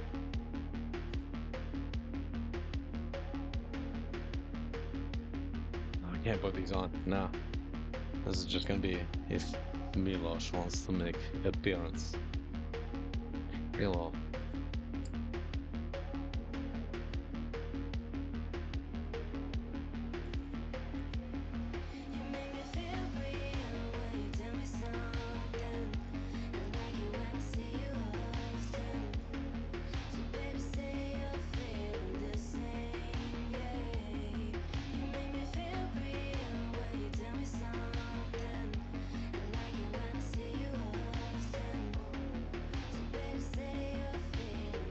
Well, I appreciate you tuning in and watching it with me. And we're going to have a little, I mean, if you're up for it, looking forward to having a little post-debate chat. I'd like to run back through some of the stuff here and, hit on the details. Because I want to hear, some of your points of view. All right, we're going back. Kill that. And Lindsay Davis. Welcome back tonight. The time has come for closing statements, and Vice President Harris, we begin with you. So I think you've heard tonight two very different visions for our country. Oh, she goes One that first. is focused on the future, and the other that is focused on the past, and an attempt to take us backward. But we're not going back. And I do believe that the American people know we all have so much more in common than what separates us. And we can chart a new way forward. And a vision of that includes having a plan, understanding the aspirations, the dreams, the hopes, the ambition of the American people, which is why I intend to create an opportunity economy, investing in small businesses, in new families, in what we can do around protecting seniors, what we can do that is about giving hardworking folks a break and bringing down the cost of living. I believe in what we can do together that is about sustaining America's standing in the world and ensuring that we have the respect that we so rightly deserve, including respecting our military and ensuring we have the most lethal fighting force in the world. I will be a president that will protect our fundamental rights and freedoms, including the right of a woman to make decisions about her own body and not have her government tell her what to do. I'll tell you, I started my career as a prosecutor. I was a DA, I was an attorney general, a United States senator, and now vice president. I've only had one client, the people. And I'll tell you, as a prosecutor, I never asked a victim or a witness, are you a Republican or a Democrat? The only thing I ever asked them, are you okay? And that's the kind of president we need right now. Someone who cares about you and is not putting themselves first. I intend to be a president for all Americans and focus on what we can do over the next 10 and 20 years to build back up our country by investing right now in you, the American people. Vice President Harris, thank you. President Trump? So she just started by saying Big she's going to do prosecutor. this, she's going to do that, she's going to do all these wonderful things. Why hasn't she done it? She's been there for 3.5 years. They've had 3.5 years to fix the border. They've had 3.5 years to create jobs and all the things we talked about. Why hasn't she done it? She should leave right now, go down to that beautiful White House, go to the Capitol, get everyone together and do the things you want to do, but you haven't done it and you won't do it because you believe in things that the American people don't believe in. You believe in things like we're not going to frack, we're not going to take fossil fuel, we're not going to do things that are going to make this country strong, whether you like it or not. Germany tried that, and within 1 year, they were back to building normal energy plants. We're not ready for it. We can't sacrifice our country for the sake of bad vision. But I just ask one simple question. Why didn't she do it? We're a failing nation. We're a nation that's in serious decline. We're being laughed at all over the world. All over the world, they're laughing. I know the leaders very well. They're coming to see me. They call me. We're laughed at all over the world. They don't understand what happened to us as a nation. We're not a leader. We don't have any idea what's going on. We have wars going on in the Middle East. We have wars going on. with Russia and Ukraine, we're going to end up in a third world war, and it'll be a war like no other because of nuclear weapons, the power of weaponry. I rebuilt our entire military. She gave a lot of it away to the Taliban. She gave it to Afghanistan. What these people have done to our country, and maybe toughest of all, is allowing millions of people to come into our country. Many of them are criminals, and they're destroying our country. The worst president, the worst vice president in the history of our country. President Trump, thank you. And that is our ABC News presidential debate from here in Philadelphia at the National Constitution Center. I'm Lindsay Davis. And I'm David Muir. Thank you for watching here in the U.S. and all over the world, and from all of us here at ABC News. Good night.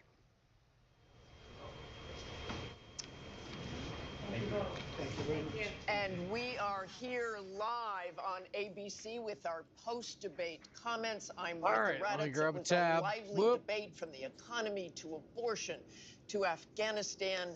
They had it all, and it was historic, John Carl, fiery. Wow. Wow. Wow. That was quite a debate. And I'm Jonathan Carl here with, of course, Mary Bruce and Rachel Scott. Our reporters across the news division have been updating our live blog, looking at some of the allegations made back and forth, doing fact checks. You can find all of that on abcnews.com. But I would like to replay the moment at the very start of this debate, because it was quite a moment. The handshake. And if you look, Let's have a good debate. Thank you. I mean, Welcome quite a to you moment. both. First of all, because we hadn't seen a handshake. We hadn't seen a handshake in And a she long time. initiated that one. And Yeah, she not, did. I mean, not only did she immediately. initiate it, she walked We're over to gonna him and sought him out, throw put the hands that out, over there. and also made the first words. And probably had a plan if he hadn't Yeah. put his hand out either. Interesting. So more at the bottom line, what did you think? I think clearly what Kamala Harris wanted to do. What's that? Sorry, give me a. This is always fun trying to do this live.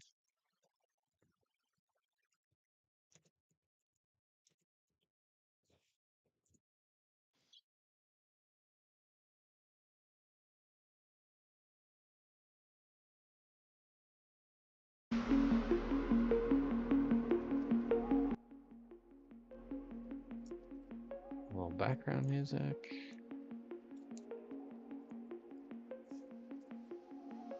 I want to grab the chat. We'll pull this back over here.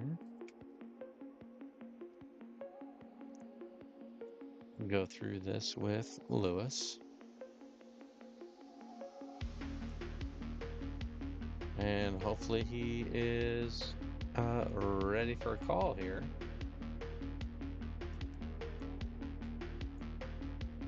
Because he's about to get one.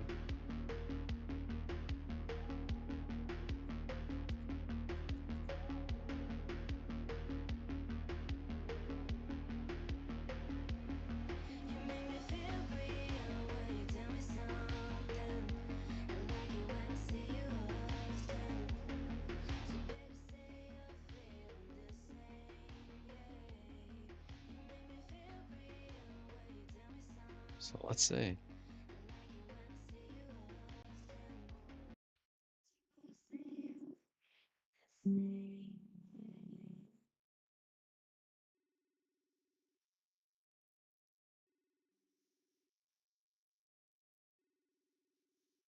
What's going on here?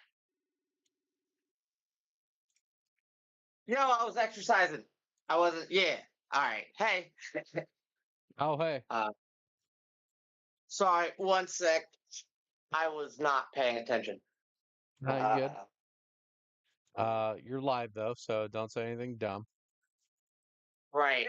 Can people see me? Yeah. All right. Hey. Oh, hey. No, I don't have you What? on screen. Good. Okay. Just because I'm just not super indecent. Just shirtless. Live though, so don't say anything. Yeah, maybe grab a shirt. Can people see me? Yeah. Alrighty. And you'll probably want to mute the live stream because that's Yeah. coming right back through. Yeah. I heard like a couple seconds later all the words I was saying. What's up, Yeah. man? What's going on? Yeah. So that was words being said that some Yeah. would call a debate. Yeah, take a minute, get yourself situated there, and then I'll throw you right up on the screen. Alrighty. Think And then I'm good, decent. yeah, then let me throw you right about now. You go ahead and Uh, you can go ahead and take a little peeky poo. It'll probably be up in a couple of seconds on if you didn't close that out, if you just muted it. okay. Well, oh, am I supposed to click something? Fix it. Oh, yep. There's my face on the Yeah, screen. there you go. All right, everybody. Hey, this is my good What's up, friend Lewis. Nicole? Everyone, give him a Ooh, thank you. Thank give him you. a hearty clap. Hearty clap. All the people that will see this one day in the future, wondering what the hell happened in 2024. Yeah. Yeah, because there was a whopping 4 people that dropped in, Yeah, counting I did yourself. send like your stream to a couple people, being like, "Yo, say something in the chat." No, Yeah. I'm glad So I kept the chat up. Kept it up because as we were going, you were obviously commenting throughout it. yeah,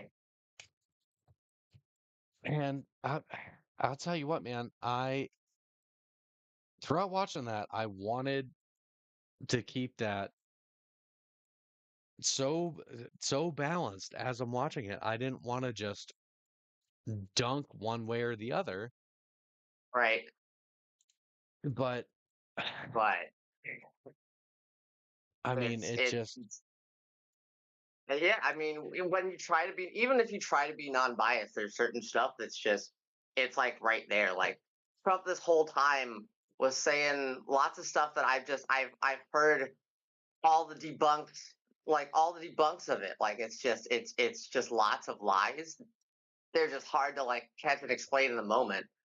Like he shot off one right at the end, and Kamala was like, "Yo, I want to respond." And they're like, "No, we ain't got time for that." right.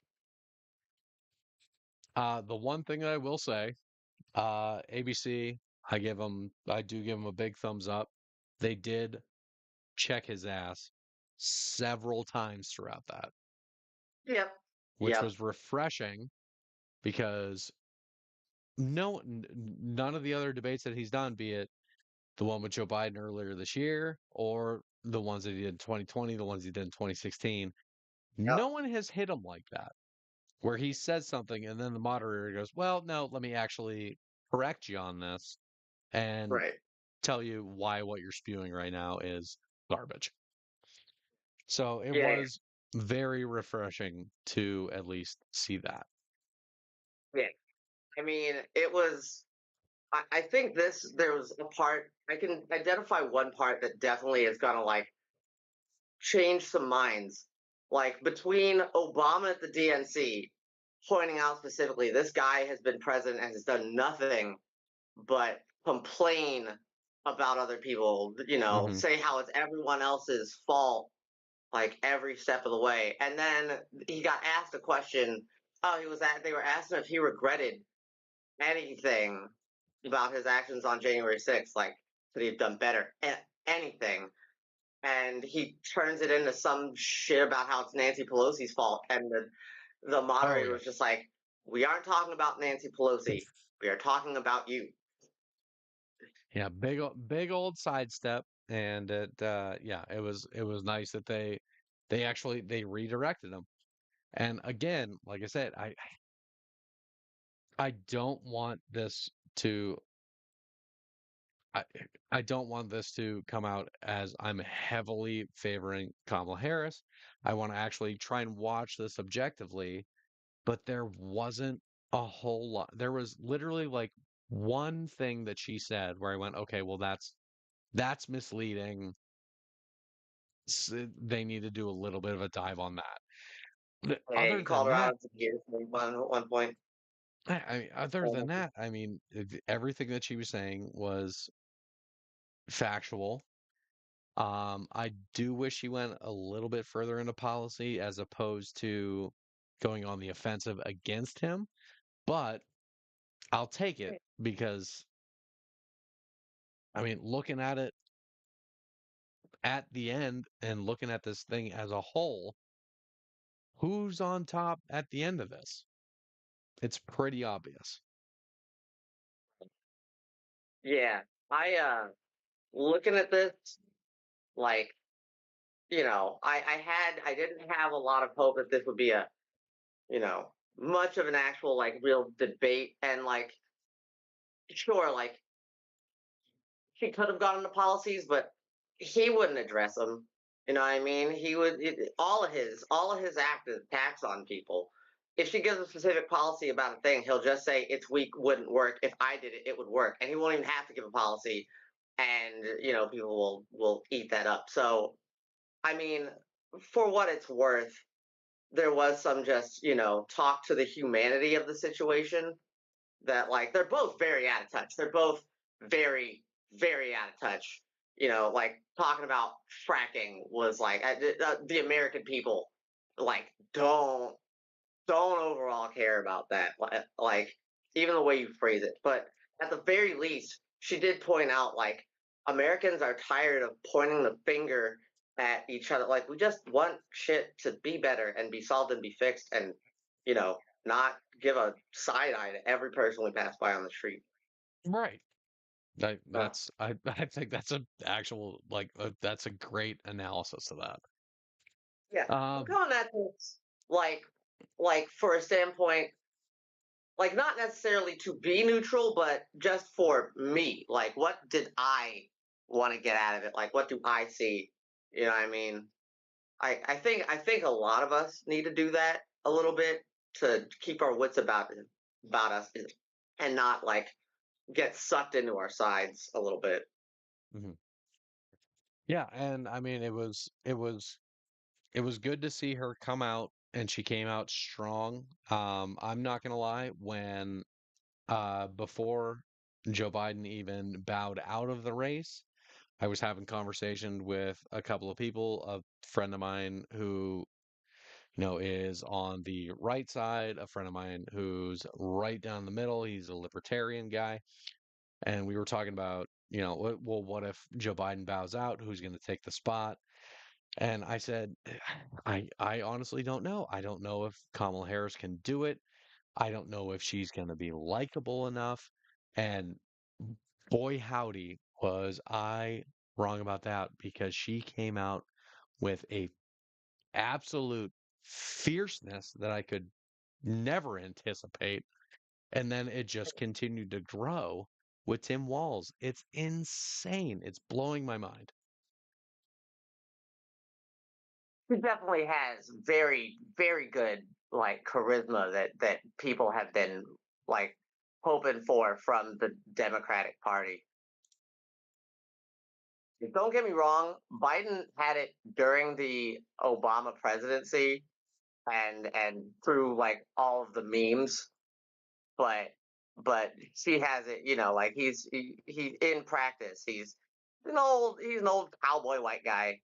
You know what I mean? Which, nothing wrong with being that, but it only has so much energy. I'm looking right now for my favorite Obama Biden meme. No, and I mean, I get that. I like Joe Biden. I like the he's Uncle Joe. He's Grandpa Joe. I he did an interview on, like, Seth Meyers a couple of months ago, and all I could think while I'm watching it is, I'm like, oh my God, this guy's my grandfather, and it was fantastic. But then you see him at the debate, and it was just that was just bad and brutal, and it's sad to see that happened. But for him to give up his spot and to have Kamala Harris come out in this charge that she has made has been fantastic. Um, but let's jump into some of the shit in the debate. Let's go right back to the start. I'm gonna jump right back up to the top of the chat because thankfully, you were commenting throughout the whole thing. So thank you for giving me notes. I didn't have a pen and a pad, and my dumbass probably should have been taking notes. But this is actually pretty helpful. Um, first thing you said, leaning into old catchphrases, hoping to catch dumb people voting for him for the memes. And yeah, xenophobia. That was like the first thing. It was the first thing they were going over. Carried it throughout the whole thing, turning everything into something about immigrants. I cannot believe the amount of times the word illegals or immigrants or anything like that was used. That was baffling. Yeah. And All the buzzwords, you know what I mean? It's so many buzzwords and dog whistles. Right. That's their only. Unfortunately, that's the Republican tickets. That's their only weapon right now, I guess is the only way to say it. But it's not an effective tactic. It's crazy. It just doesn't make any sense to me. I mean, it's effective specifically for like the racists racists and xenophobics of the country, like bad prejudice problem that is an underlying thing in America.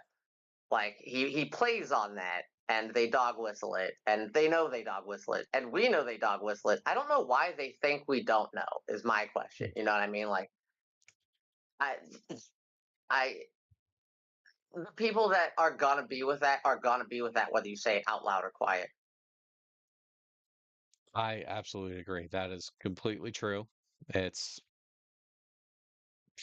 it's wild Yeah. because it's not doing anything for you in the polls. All it does is it riles up everyone who's already with you.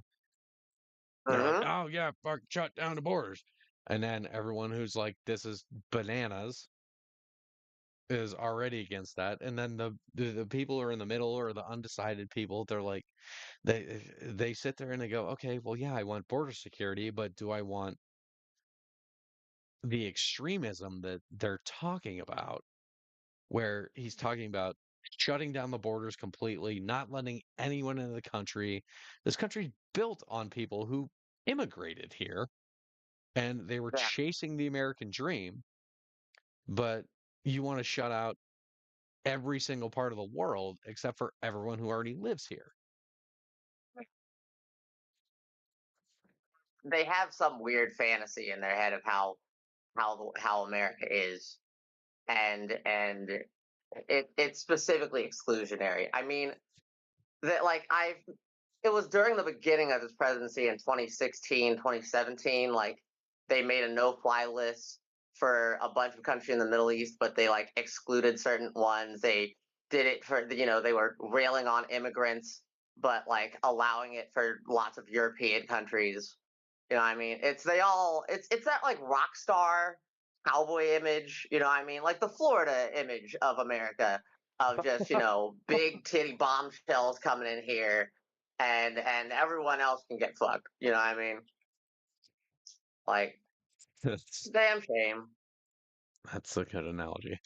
I really see this country as a cartoon. I really do. Yeah, goddamn, if either of us could draw, boy, it would be great making cartoons for the Washington Post. Let's see, moving down the list. The criminal stuff's too easy. The 34 felony counts. That's too easy. Oh, this Took was a bullet to the head because of your people, he said. This was a good one. This was the rant, the nonsensical rant that we were both very confused by. Yeah. Where he said that the immigrants are gonna come into the country and they're gonna turn your children transgender, and it was 60 seconds of uninterrupted lunacy. It made no sense whatsoever. I can't even. It's been an hour. I cannot wrap my head around it. I just like the dialogues that live in my head rent free jump out sometimes in moments like that. And immediately I heard, okay, and was like, yo, what did he just say? What? They are in a panic over that shit, man. Like, It's baffling. It makes no sense. There's no. First of all, no makes one sense who. if you remember that these are individually dumb people. Individually dumb people. And individually dumb people will have a lot of repressed and closeted emotions and cannot wrap their heads around that shit. And that explains two things in my head, or at least correlates to two things in my head. One, why they are so homophobic, and two, why the RNC crashed Grindr. Like, those two things put together really show you. Like, if you think about those two and hear any of the shit they say about people, you would just look at it and be like, all right, like, just. First of all, the RNC crashing Grinder is still one of my favorite stories of the year. Oh yeah. Tied for first with furries hacking. What did furries hack? They hacked someone amazing. Oh God. Oh, I can't even remember. I don't know. I've had Who did the furries hack? I don't know. The people in the comments who, the 3 people who watch this in the next 10 years tell us who the furries hack, because we can't remember. Hey, look, we got Google. Hacked several high-profile targets, including NATO, Idaho National Laboratory, Real America's Voice, the Heritage Foundation. That was it. That's right. Oh yeah. What are we doing? We both have access to computers right now. Yeah. Oh my God. Oh, Yeah. man. What about a quick Google? Yeah, Thanks. you got the screen up, so I figured I'd assist. I appreciate you being on that and being my guy behind the screen. Yeah. New job title. How much do I get paid? Actually, what camera's on for you right now? It's this one, right? Yes. Yeah, my stream's my one over here. I gotcha. I've been looking at you on the stream to, like, I figured it would make it cohesive. So face camera, so you can see me face to face on the stream, but I'm obviously looking away from you in our video chat right now. Oh man. Let's see. Moving down. Oh my God. Oh yeah, and then there was the January 6th tweet where he said I told them all to go home, but the actual tweet was stand back and stand by. Yeah. Unbelievable. Oh, he tried to walk so much shit back. He really tried it. And like, bro, if there's one day we're not forgetting, it's that shit. He lives in the vague mind space of the shit people forget when they're too tired to pay attention. But that one, nah, bro. No. We all know what you said. We all saw it. Like, don't even. He brought up a bunch of stuff that it was too quick for me to look up about the other people who weren't being prosecuted. I couldn't keep up. I couldn't find them. If there's one thing that needs to be brought up at that insurrection trial, it's that tweet, the stand back and stand by shit, because it immediately got a million. I mean, not a million. That's obviously exaggerating, but it got a ton of responses that said "standing by Mr. President" by a ton of people who were Proud Boys, white supremacists, dudes who were actually at the Capitol, standing there with their AR-15 slung over their shoulder, playing military. Not playing airsofters. Yeah, no, them guys didn't. They're playing hard ass. Yeah. The one thing that, like, the main thing I was thinking, like, I kind of stopped listening to him because he was already wrong when he talks about prosecuting all those people for January 6th. Because I've been of the standpoint, well, okay, he's wrong in my opinion. I have been of the standpoint that he started that shit. He whipped those people in a frenzy. He and a bunch of other politicians did that. They should be prosecuted. And as much as he says all these other people, these civilians aren't getting prosecuted, like, yeah, they didn't need to. You did. You're kind of pointing out that, like, we haven't done the thing of prosecuting who needs to be prosecuted. You and a bunch of politicians who tried to steal the election, who made these blatant lies about, votes not being counted or dead people voting, like voter fraud being some big issue. Right. Like, it's Yeah. we're just like, it's difficult for me to pull this out of my brain right now because it's been done and solved for so long that I'm like, didn't I explain this to you already? Didn't we explain this? Yeah, it's like, well, all I did, I wasn't responsible for it. All I did was go down there and I made a speech. Well, you said, let's march on the Capitol. You know what you also can't do? You can't scream fire in a fucking theater, dude. That shit's illegal. Really is your standpoint that this was just a day in passing, you were on autopilot and you forget president like that? You know what I mean? I'm a president that's attentive, that that doesn't just get the thing to see a speech and just go up and improvise and say what the fuck ever when he don't know what he's talking about. Ooh, you know what? And this is not part of the debate, but this is something that was widely reported on, I think, last week. There was a staffer that used to work for Kamala Harris that was quoted in an article. They were complaining that working for Kamala Harris was difficult because anytime you brought her a briefing, she was already read up on all of the information, already knew anything. And when you brought her shit and tried to brief her on it, she would ask you questions about it. And if you asked her about anything, she would ask you why, as if that was a bad thing. God, like, and see, that right there is how Kamala Harris became black, like, because like that's what happens. Black women ask you legit questions like, why though? And you're like, why you got all this attitude? Stop asking questions. Like, oh no. man. Oh, that's fantastic. How dare you read? Right. That's got a bad connotation. I thought I was just gonna bring this in here and you're gonna go, okay, thanks, and just throw it to the side. But no, you know about what I'm bringing you, and now you're mad about it. Like, what the fuck are we even talking about here? Like, God forbid you do your job and someone know about the information you're bringing them and then say, okay, tell me more about this. And then you just sit there and you go, you're just all shoulders, and that person gets mad at you. That's how shit works.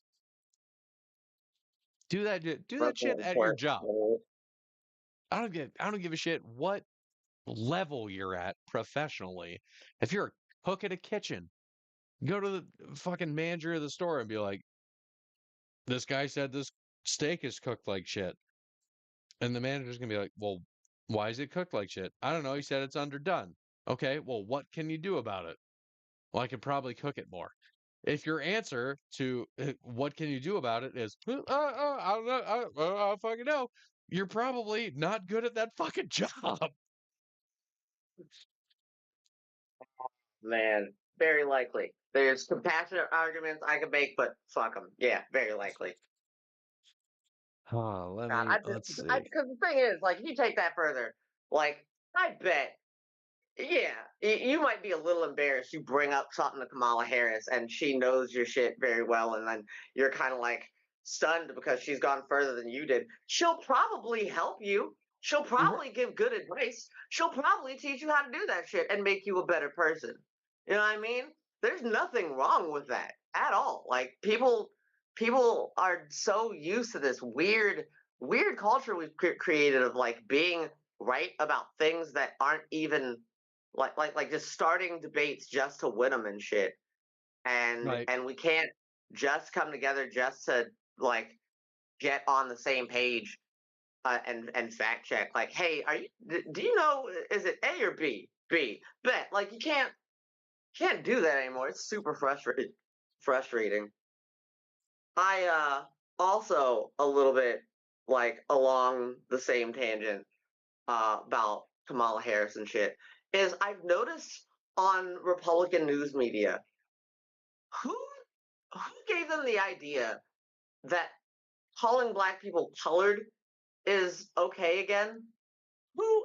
Because I've heard them talk about Kamala Harris being from a colored sorority. I've heard them blatantly mention colored people, and I'm like, yo, no No. one said that was cool. Who started saying that was cool? I'm not gonna lie, I obviously have not seen jack shit from that news from any of those news outlets. I didn't even know that was a thing. There's news outlets Yeah. that are saying that. Oh, bro, it's not like super being talked about, and that's my problem. Is like people, it is. It's been a kind of regular thing. You got to Kamala push your Harris. camera up a little bit. Weird. Yeah, I was trying to get the light out of it. Anyway, Oh, yeah, it's fine. It wasn't like blowing it out or anything. You're good. Get that handsome um, face in there. yeah. When I look it up, I'm not seeing the Fox News shit. I'm seeing people being like, "Hell yeah, Kamala Harris and black sororities." But I swear this has been a thing. If anyone watches this in the future and has seen shit I'm talking about, please, Link it. like I'm not crazy. Like and subscribe. Like and subscribe. Go ahead, throw links down in the comments. If you see a single link that refers to anything of Kamala Harris, if it refers to as a colored woman, please forward me that shit because wow. Also, how disappointed were you that you didn't get to hear the word weird tonight? I don't know much about. I haven't seen whatever clip that's from or known. I just heard that word has been ascribed to them motherfuckers, and I hadn't thought of it, but that would have been great. It's That so good. would have been great. Like on any of the times when she was like dead silent, and he was like, "Excuse me, I'm talking." If she had just mouthed the word Yeah. like that, would have been game, bro. It's so nothing, and they have clung to it so hard, and the Republicans are so mad about it. It's insane. It's Tim Walz started it. He said these guys are weird, and I mean, quite frankly, a lot of the shit that they are saying is weird.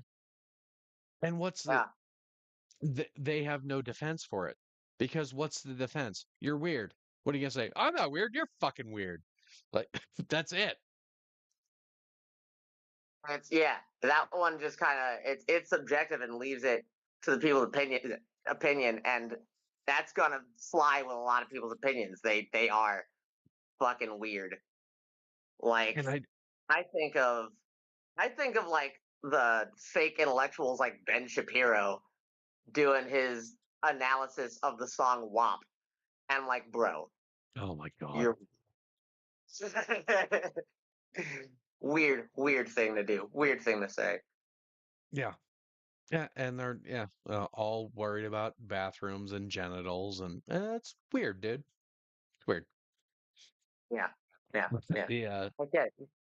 Your junk is tiny and you had bad sex. We get it. We know. We know.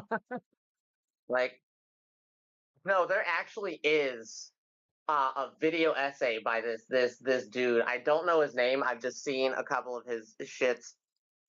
There'll be like these 3-hour essays by this black dude with dreads who's so fucking smart, and he has one called "Conservatives Are Bad at Sex," and like he makes some salient points about just like you can tell you can tell by these behaviors, these mannerisms. You can tell you see how people act. Um, it's worth a watch. That and his one about the Kendrick Drake beef, like, will actually make you a smarter person. The one post I did see today, unfortunately, on Facebook, someone who's trying to combat the whole weird narrative. Uh, Someone's like, "Well, this is actually weird behavior," and it was a video of Kamala Harris. She was making a speech somewhere. I don't remember where it was, but she was talking about being in a room full of men, and like everyone's sitting there. They have their cups of coffee, and she said, "I hate the lid. I hate the lid on the coffee because I drink the coffee and it leaves a lipstick stain on it. And obviously, all these other guys, they're not wearing lipstick, so there's no stain on their lid. So I talked to the people around. I said, can we do something about the lid? Like, can we just do something about this so it's not like it doesn't look off like it's the only cup that has lipstick stain on it?" And they're like, that's what they're trying to capitalize on. Like, oh, it's weird that she's upset that her coffee has a lipstick stain on it. Like, what? You're grasping at straws. Lids, but yeah. But yeah, no, they always do that. Fucking turn shit into some fucking straw, like a literal straw man argument made of actual straws they grab. Yeah. That being said, Kamala, just take off the lid. I did the lids too, not because of lipstick stains, but because like it makes it hard to see when the coffee's hitting your lips. So if it's like really, really, really hot, it's that like dangerous game of waiting until like take off the lid, you can see it. It cools down a little faster. And like, yeah, girl, you wear lipstick. It's like you shouldn't feel bad about leaving a lipstick mark on your shit. That's yours. You know what I mean? That's a thing that people with lipstick do. You want some solidarity? I'll wear some lipstick. Yeah, you know Sit in what? my Fuck coffee. it. God damn it, I will too. Yeah, if it makes you more comfortable in the fucking situation room when shit's going down, fine. You guys are in Right. there making world decisions. Like, whatever. Yeah, if someone's actually concerned with your lipstick stain on your coffee, I don't want them in the room with you making Right. those decisions. I Yeah. need people that are not going to be fucking that distracted by little shit. Seriously, get us some more gay politicians in the Situation Room. Pete Bot, baby. Love them. Gays and women. Gays and women in the Situation Room. And some bisexuals, so that you can like keep it sexy in there but understandable. You know what I mean? Speaking of which, actually going down the list here, this was a good one. Right. This was one big thing that isn't said out loud. A lot of white people are co-opting the issue of for victim protection and justification of toxicity, just like LGBTQIA plus issues. That is Right. a huge talking point right now. Is they Yeah. want There was a memo that went around allegedly, it was reported on, that they want Republican people who are front facing to say that they are being victimized on the level of minorities and people in the LGBTQ plus communities.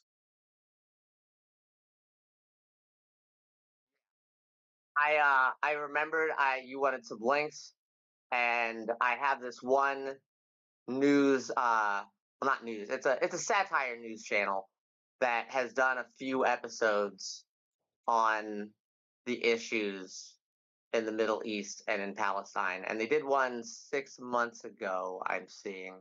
I'll send you that link on Facebook for you to watch later. I'm glad you brought that up because like I was trying to keep to the character limit while saying that comment, Right. which is a lot to try to uh, explain. Facebook, and I'm just going to tag you. Yeah. So yeah, one of the big things like Israel is like the homeland for like the Jewish faith, and so there's a lot of Jewish people here in America that are like claiming that they're trying to protect their this safe space, this mecca for themselves, and claiming that anyone's against it is being anti-Semitic. Now there is a lot of anti-Semitism problems in America, but there are white Jews who are like, sitting in white privilege and sitting in a white privileged American mentality who are like trying to turn themselves into these crazy ass victims and justifying bombing these children and justifying all this shit. And it's just not true. Like there's here, let me tag you and send you I send you mean, the link. not even to reduce it to that. It's just like white Christian people that feel that they're being persecuted because of their political allegiance, and they're aligning it with they're trying to align it with the persecution of black people, of people of color, and of people who are, in LGBTQ plus.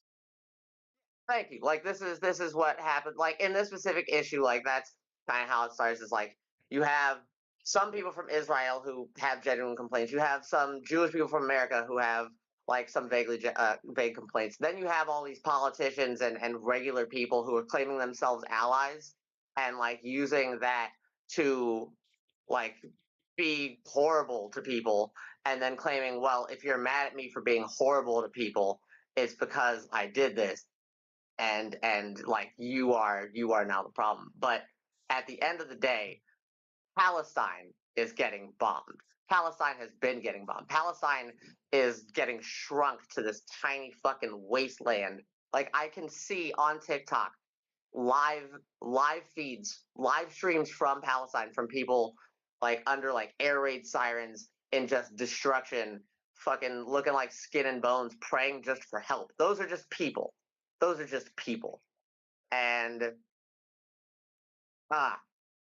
it's just that at the end of the day, you can't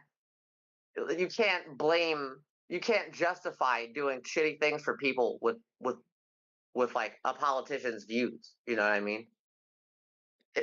If someone is, if someone disagrees with the policy and that is in place, and then you kill them because people around them allowed that policy to be, it's hard to explain as a fucked up stream of events. Yeah, no, I wasn't trying to go to Israel Palestine there with that. I was Yeah, sorry, I just no, it's good. No, but you I were mean saying that's you brought up like yeah, the original point was that it was being co-opted by white people. You mentioned that which these are politicians we're that are getting pretty fucking as a white person, we're pretty fucking good at it. And I'm sorry for that. But yeah, you said people have gotten like direct instruction to play the victim. Yeah. Wild. Just wild. That shit's insidious. It started with the it started as soon as Kamala was announced as the runner. And then they went with the awful rhetoric of it being DII or the DIA hire? DEI, yeah. DEI, yeah, DEI hire. Yeah, which is obscene, as if the woman is not qualified enough to do it. What? I know the D is diversity. I can't remember what the other two are. Diversity and ethnic inclusion, I believe. Yeah, diversity, something included. But yeah, it's three separate words that are completely good and non-problematic words that they've turned into their shorthand to say the N-word, and it's You're right. Uh, Or yo, it's so literally wrong. any other racial slur against any other nationality. Yeah, they do it every year with something. And unfortunately, that whole thing dates right back to when they were trying to make this argument against affirmative action. Yeah, yeah. It's like, well, It, every white dude in America, every who was against that shit, was screaming, "Well, why should a black guy get the job that I'm more qualified for?" It's like you're not getting the point, dude. To begin yeah. with, Why it's can't a black guy that's more qualified than you have the job? yeah, Say more that's qualified than you. it's not that the black guy is less qualified than you. It's that there's not enough of these people who represent minorities in the upper echelons, which is why these companies are not doing well.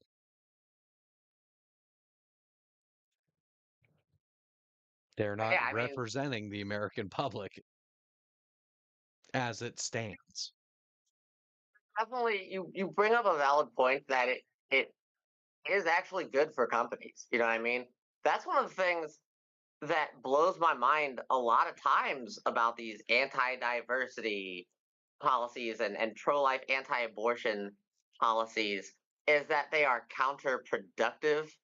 Like people that say they're pro-life, what they're really trying to say is they're anti-abortion. They don't want abortions to happen, and so they want to vote to make abortions illegal federally. But it has been shown multiple times in multiple countries in multiple decades and centuries that criminalizing abortion does not lower the abortion rate. And So, like, also, it the just, majority of Americans were for Roe v. Wade. right. Yeah, yeah. How did that shit get turned? Like, And wow. it's not pro-abortion. It's stay the fuck out of my personal business. Why No. is that a difficult concept to grasp? Yeah. And I mean, also along with like the unspoken thing about being pro-choice is that to choose, you need to have the information. And so people who are pro-choice are pro-informing people because that actually gets birth rates, not birth rates, gets abortions down. Like abortion clinics also provide safe sex advice and information. They provide condoms. They provide all these resources that will actually stop unwanted accidental pregnancies and That thus is will correct. cut back on abortions. Yes. And yeah, that gives people a choice. Like, you really want the choice to not have a kid, but no one's told you what a condom is. Like, Yeah, you know, I think the medical I think the visits at a Planned Parenthood in America, I think it's less than 10% are actually for abortions. I think that number's mm, right. mm, I haven't looked at that in a while, but I think it's less than 10%. They provide other services. They provide services to women. They provide pelvic exams and STD testing, and they do a ton of shit. And shutting down these services, all it does is make unwanted pregnancies go up, obviously, but it also makes an explosion of people who don't know what the hell they're doing. It explodes sexually transmitted diseases. It blocks women off from getting health care that they need and can afford because they're federally funded. yeah. And by the way, you know what pelvic exams and, pap smears and regular shit do? They detect fucking cancer and shit like that. Yeah. So yeah, let's shut that off. I mean, but we have to get sales for wire hangers up. I didn't say that. That's terrible. I Oh, shouldn't. boy, the wire hanger industry. Invest now, America. Sorry, stream's banned now. Oh, I looked it up, That's a by the way. Planned that is Parenthood a abortion has 3%, as of 2015, 3% of all Planned Parenthood health services were abortion services. yeah. Yeah, it's fucking low, dude. It is way low. That's not what they do. That's not what Yeah. they specify in. It's Planned Parenthood is primarily women's health services. Do they provide abortions? Yes, they do.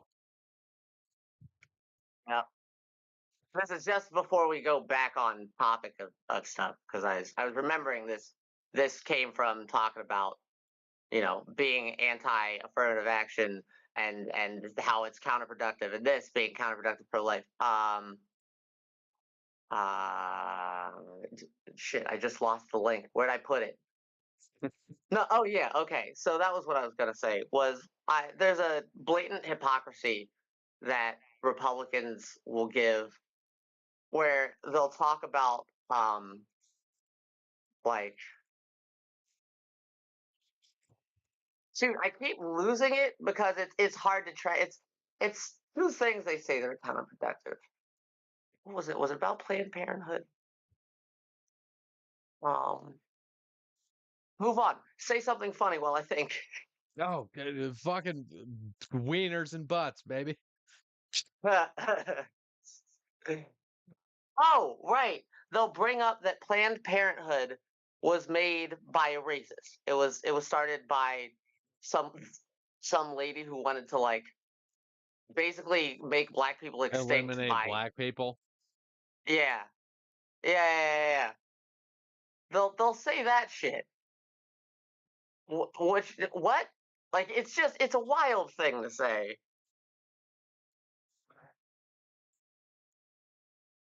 I don't know. I I think mean, about this stuff, it actually blots out my brains. so I don't know if that's actually true, but what I do know is true is if you close Planned Parenthoods, it disproportionately affects black women. Right. So maybe she did start it as a fucking attempt to eliminate black people, but that's not Right. what it fucking is today. Oh man. It's in there a bunch of doctors who just want to fucking help people.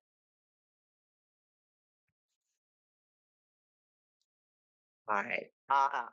Let's get one more thing to talk about before I head out to meet some people.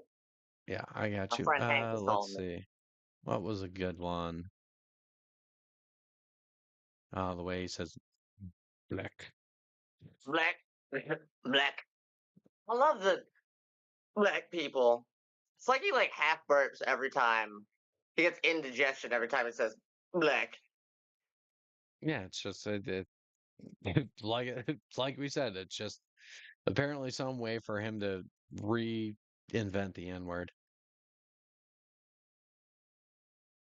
What was it he said when he said, I was like, my plan is to crowdsource a plan.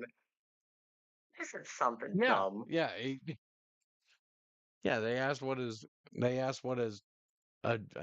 agenda was, or what his plan was to do it, and he said, "I don't have a plan, but I'll have a plan when I'm in office." And then and then they cut to Kamala Harris, and she goes, "This former president," and she was like Oh right on the man. verge of either saying this piece of shit or this motherfucker, or you take the next one. No,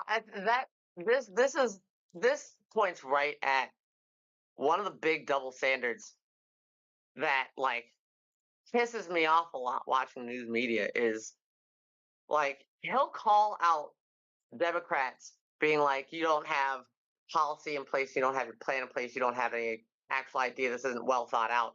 And then, like, Democrats have to come back and when let me rephrase, not Trump, but Republicans as a whole will call out the left as not having well thought out ideas. They'll go to the protests and be like, what are you even protesting for? And no matter how accurately you describe it to them, it's never enough.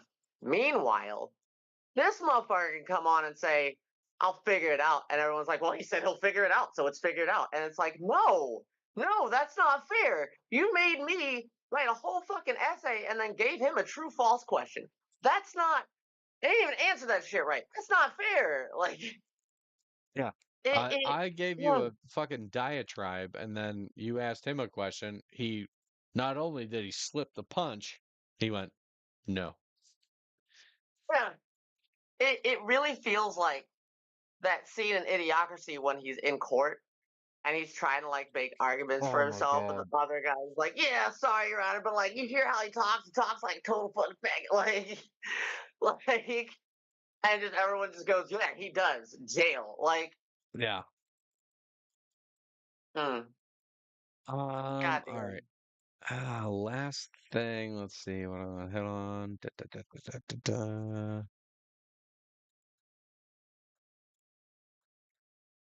I think we hit on pretty much everything that was in the chat that we talked about here.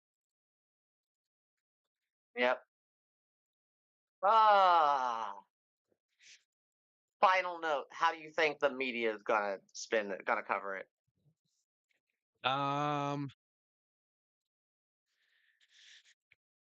Final thought. I think it's going to be a definitive win in the Harris column.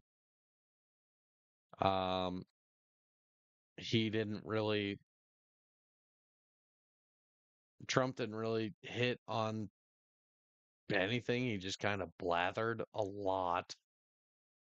Yeah. He had no policy. I mean, at the same time, neither of them really talked on policy. There was a lot of jabs back and forth, but A lot of deflection on the Israel-Palestine issue. yes, both of them did that big time. Neither So much of that them we want. stopped talking about it right now. Yeah, neither of them want to touch that. I don't want to fucking touch it. It's that whole thing's a fucking mess. Like I said, that's it. That war's been going on for 2,000 years, dude. That war has been going on since Jesus Christ was born. Yeah. It's insane. They There hate was a each other. comedian I remember seeing a clip of him, and he described it very well. One of the things, because I didn't know like a whole lot about it, like all the super intricacies, but you hear the name Hamas a lot, right? And that's like Right. the organization that's running Palestine, I guess. And they say that like, well, you know, we have to counter Hamas. They're a terrorist organization, and Palestine shows that Palestine voted for Hamas in like 2006. Like they haven't had a choice since like 2006. So, like how old were you in 2006?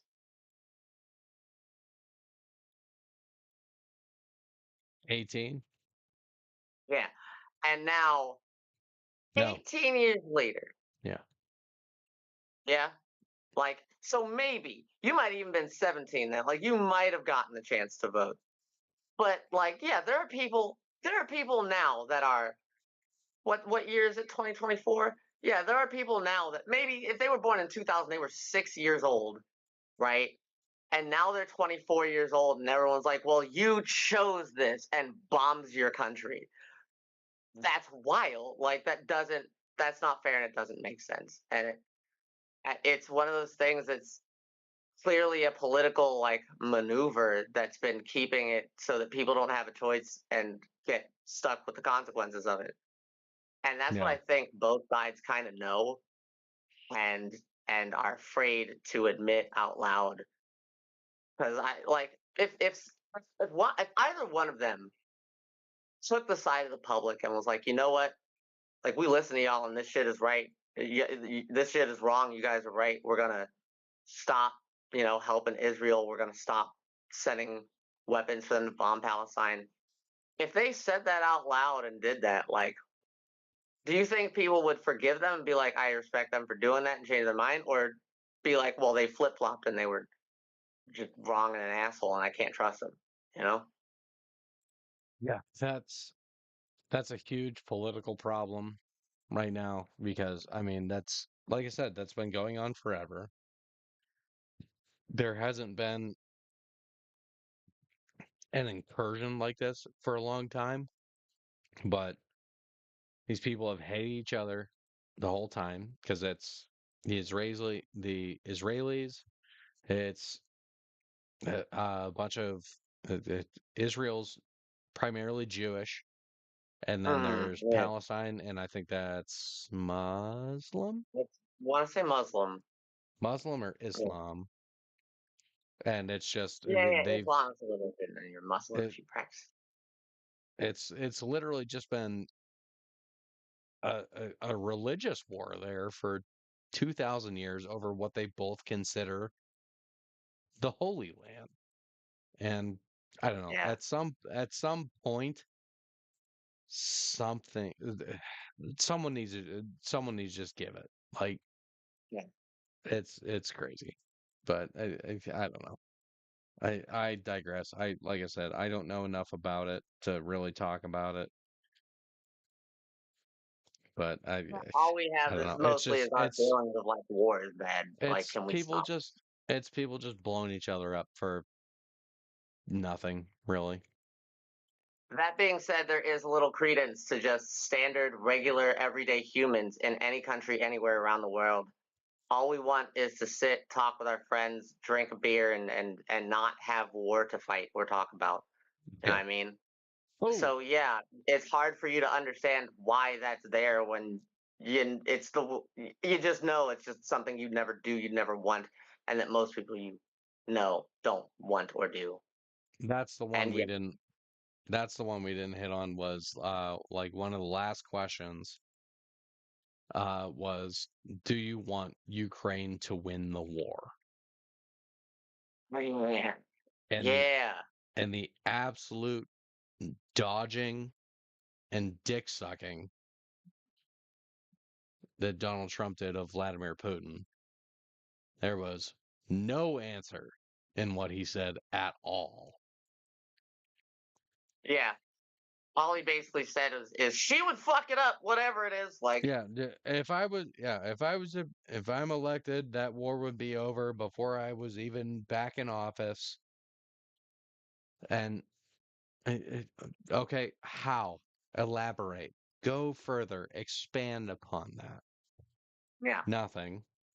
No, it's because I'm best friends with them, and I'd just be like, okay, take it. Like, no. Had to take someone The else's country. It's fine. the entire fucking world is against that because you invaded a sovereign fucking nation. And it's like you're trying to it's like he's trying to bring back the USSR. That's fucking all it is. He's Got trying to so bring back the he's fucking got something. Yeah, yeah, yeah. I think he's fine with it coming back, like under Putin, and as long as like he's got this rich guy dictator friend. You know what I mean? That's what he wants is to be a rich guy dictator with a bunch of rich guy dictator friends where no one can touch them or do anything the fuck about it. He right. specifically said that he's like he idolizes all these dictators. He said he wanted to be a dictator on day one. He This is a thing I learned a long time ago. Um, there was like an interview in like Time magazine that was talking to someone, and this person said, and like I don't have the link still, but they were like, "Yo, he sleeps with a book of Hitler's speeches next to his bed." And then they went and asked Donald Trump if he sleeps with a book of Hitler's speeches next to his bed, and his response was, "Who told you that?" Like, yo, come on. But the first thing you should probably say is no. No, I don't do that.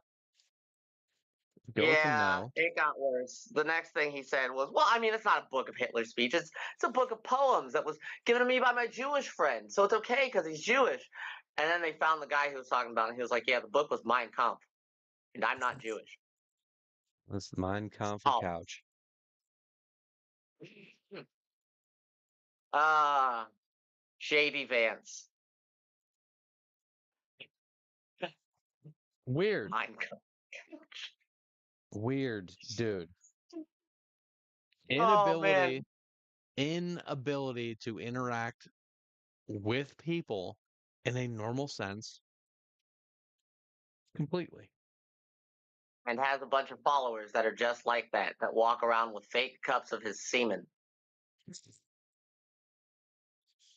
The cups are So fake. The semen's uh, real. They pulled it out of the couches. favorite fake thing ever. Immediately debunked. I understand it never fucking happened. Don't care that it's fake. I love that it has just Fake been news karma. embraced Yeah. and everyone on the fucking right is so mad about it.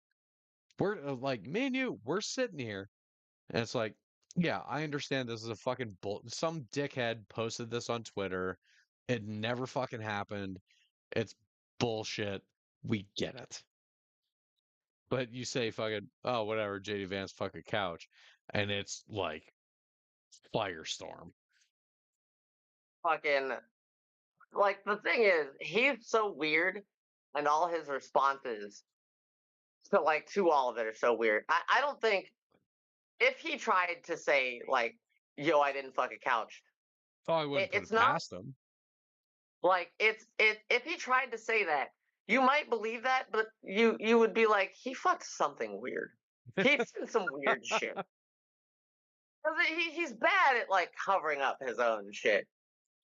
Be like, I I didn't mean, fuck a couch. Like, oh, so it was several. Okay. Yeah. It's like, like I mean, is a it's like, futon dude, really a couch? JD, we've all been 12-year-old boys. Like, we get that. Like, Not look, I can still go to not heaven. It doesn't count if 18-year-olds. it was anal. It technically doesn't count. It's not God's hole. Oh man. All right, dude, I'm gonna hop off. This has been fun. This has been a blast. I appreciate you coming on. I hope we can do Yeah. it again. Maybe we can get something going here. We'll see. No, yeah, that would be fucking dope. And yeah, we can do this for the video games instead of this bullshit. Like, Hell yeah. Oh, hell yeah. all right, brother. right. Love you. All right. You have a good night. Love you, boss. See ya.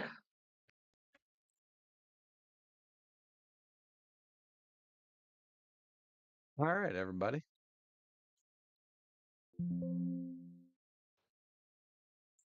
Thanks for stopping by. Appreciate you watching. It's been a fun night. Maybe we'll be back, what is it, Tuesday? Maybe we'll be back Friday with a little game stream. We'll see. Ritz, as always, I appreciate you being here. You're the best.